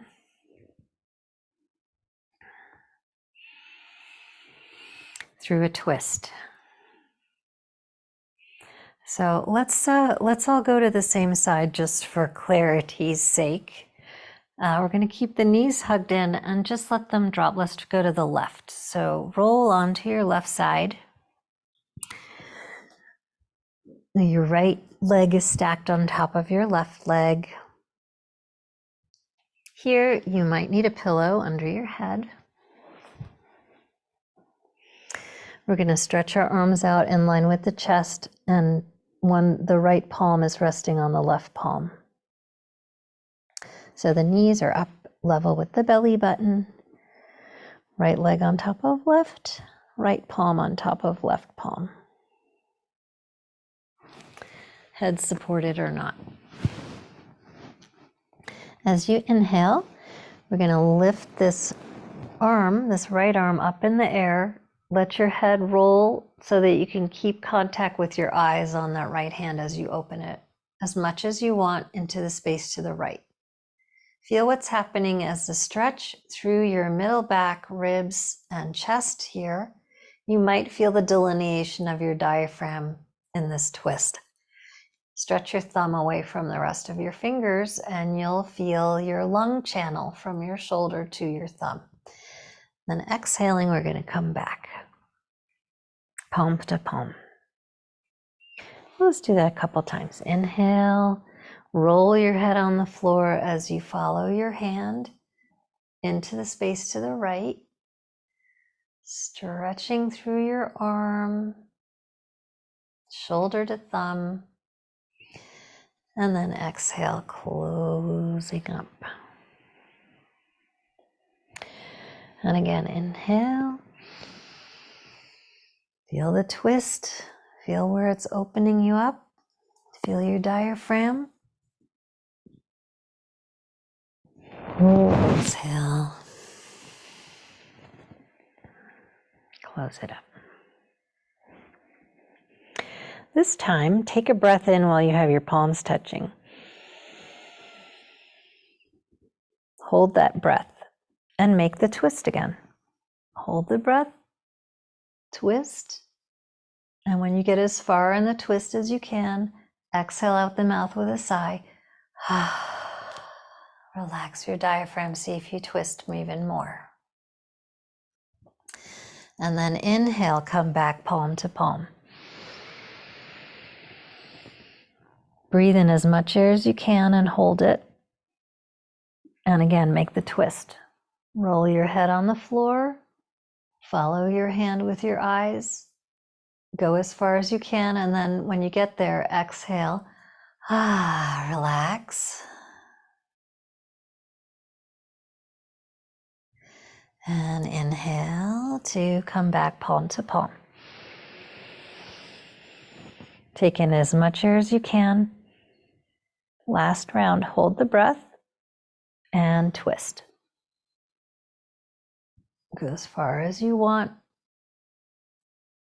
And when you get there, exhale. See if you go a little farther in the twist. And inhale brings you back. This time, exhale it out, just flop it open. With a sigh out the mouth, flop into the twist. Inhale, come back. Exhale, flop it open. Inhale, come back. And last one, exhale, flop open. And inhale, come back and roll onto your back and stretch out and have a body scan. Right side might feel very different in how it's contacting the ground or how spacious it is compared to the left. And you can even check in with your lungs. Your left lung might feel different than your right lung. Do you have more spaciousness on one side?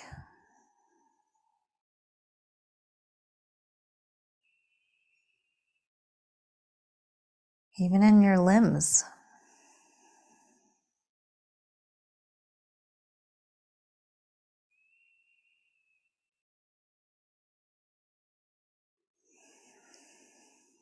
Okay, let's take the knees in.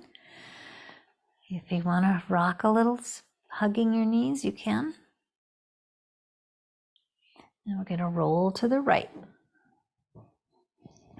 I'm going to spin around. Roll to the right. So now your left leg is resting on your right leg, and your left palm is resting on your right palm in front of the chest. If you need a pillow for your head on this side, take it. And here we go, nice and easy. Inhaling, lift that left arm in the air, open it to the left. Turn your head, rolling it on the floor. Follow your hand with your eyes.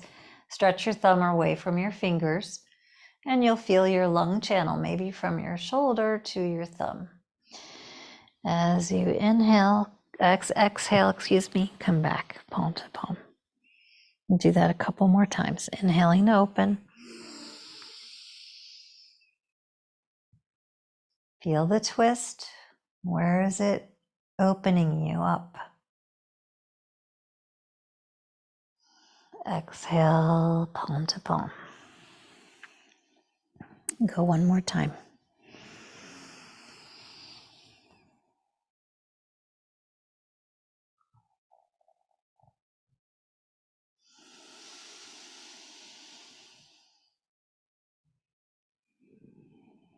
Make sure your knees are tucked up with your belly button.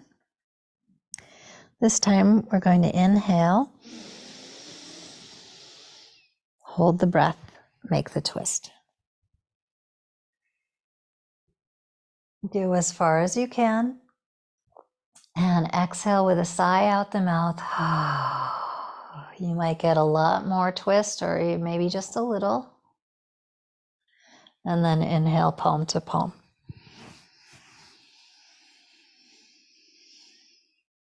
Couple more times, just like that. Hold the breath, twist.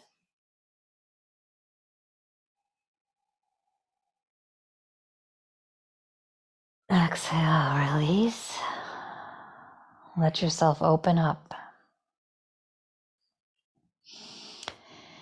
Inhale, palm to palm.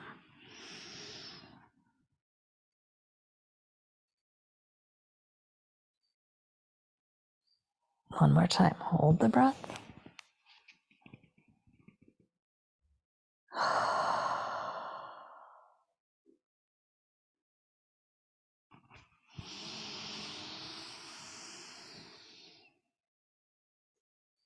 Okay, if you've got spaced out like me, I lost count. I think we're at the floppy stage, but if there's one more hold for you, go ahead and do that. If you're at the floppy stage, is exhaling, flop it open.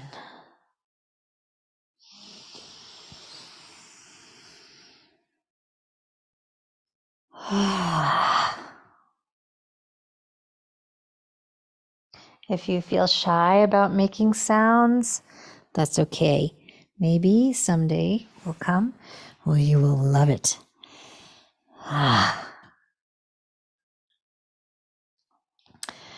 It does help the diaphragm relax. When you're complete, you come stretch out.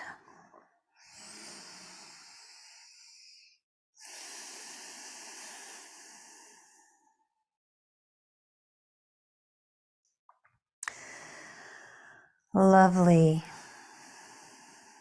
Check in with yourself. Contact.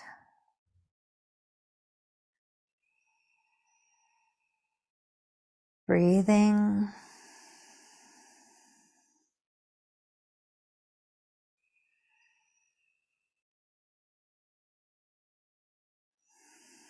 Those movements all have specific purposes, places where they're inviting you to open up, strengthen, gain some flexibility. But then we have our response to them. Sometimes our response is not any of that. So these little check-ins are really important, just to notice what your experience is of the movement. How did you respond to it? And each time you do them, it's going to be slightly or very different.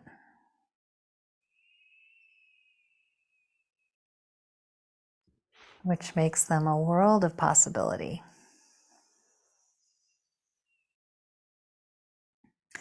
The last little thing here is not an exercise, but more a practice of coming back to some of the philosophical import of the diaphragm.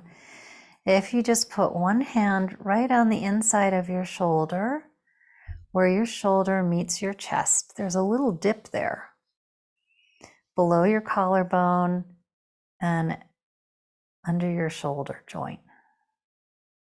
You can put one hand there and the other hand on the same side as the hand that you're touching your shoulder, front shoulder with. Let your other hand come to rest just underneath the breast on the ribs there. We talked about time and the diaphragm being kind of this mediator of our experience of time, past and future, which is sort of horizontal, like the diaphragm is, horizontal muscle that sits right next to the liver and massages the lung. So your top hand is on the first point of the lung channel, the primary channel of the lung, and your lower hand sitting underneath your breast is on the liver point, which is the last point of the liver channel. And there's a metaphor here. We come into life through our breath. When we're born, first sign of life is we take that breath in and we cry. That's our lungs getting activated and the diaphragm being activated too, to take that breath in. We live our life breathing day by day, month by month, year by year. And all our experiences add up to our memories. They too are like baggage, the baggage of experiences through time.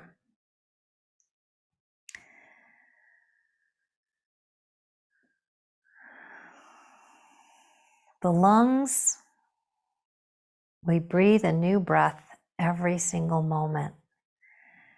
And every breath can just wash away all that baggage of past and future, letting us come right into this moment, this breath, this inhalation, this pause, this exhalation.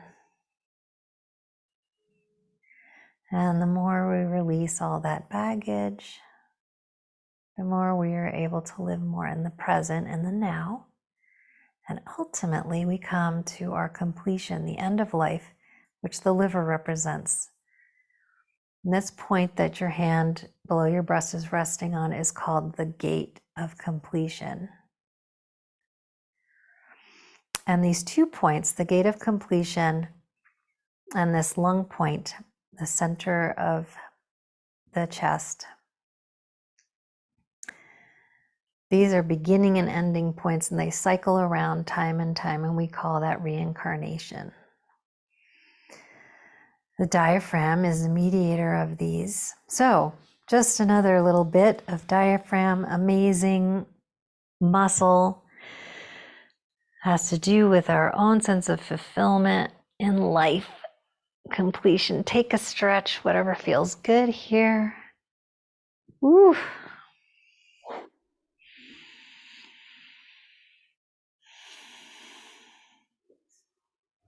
And when you're ready, come back to the screen. Thank you all for hanging out so long. Any comments, questions? Even just as you sit right now, if you can take a very clear posture on the ground, you might feel all the effects of those practices on your diaphragm. Now we have gravity kind of pulling down on your organs. And just how do you feel overall? You might feel very sober. Maybe there's some predominant emotion. Maybe you feel very clear.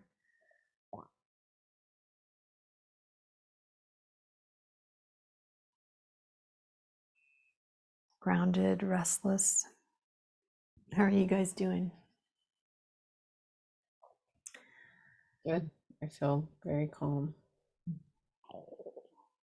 How about you? Same. Same. Yeah, me too. Very settled. Thank you so much for keeping me company.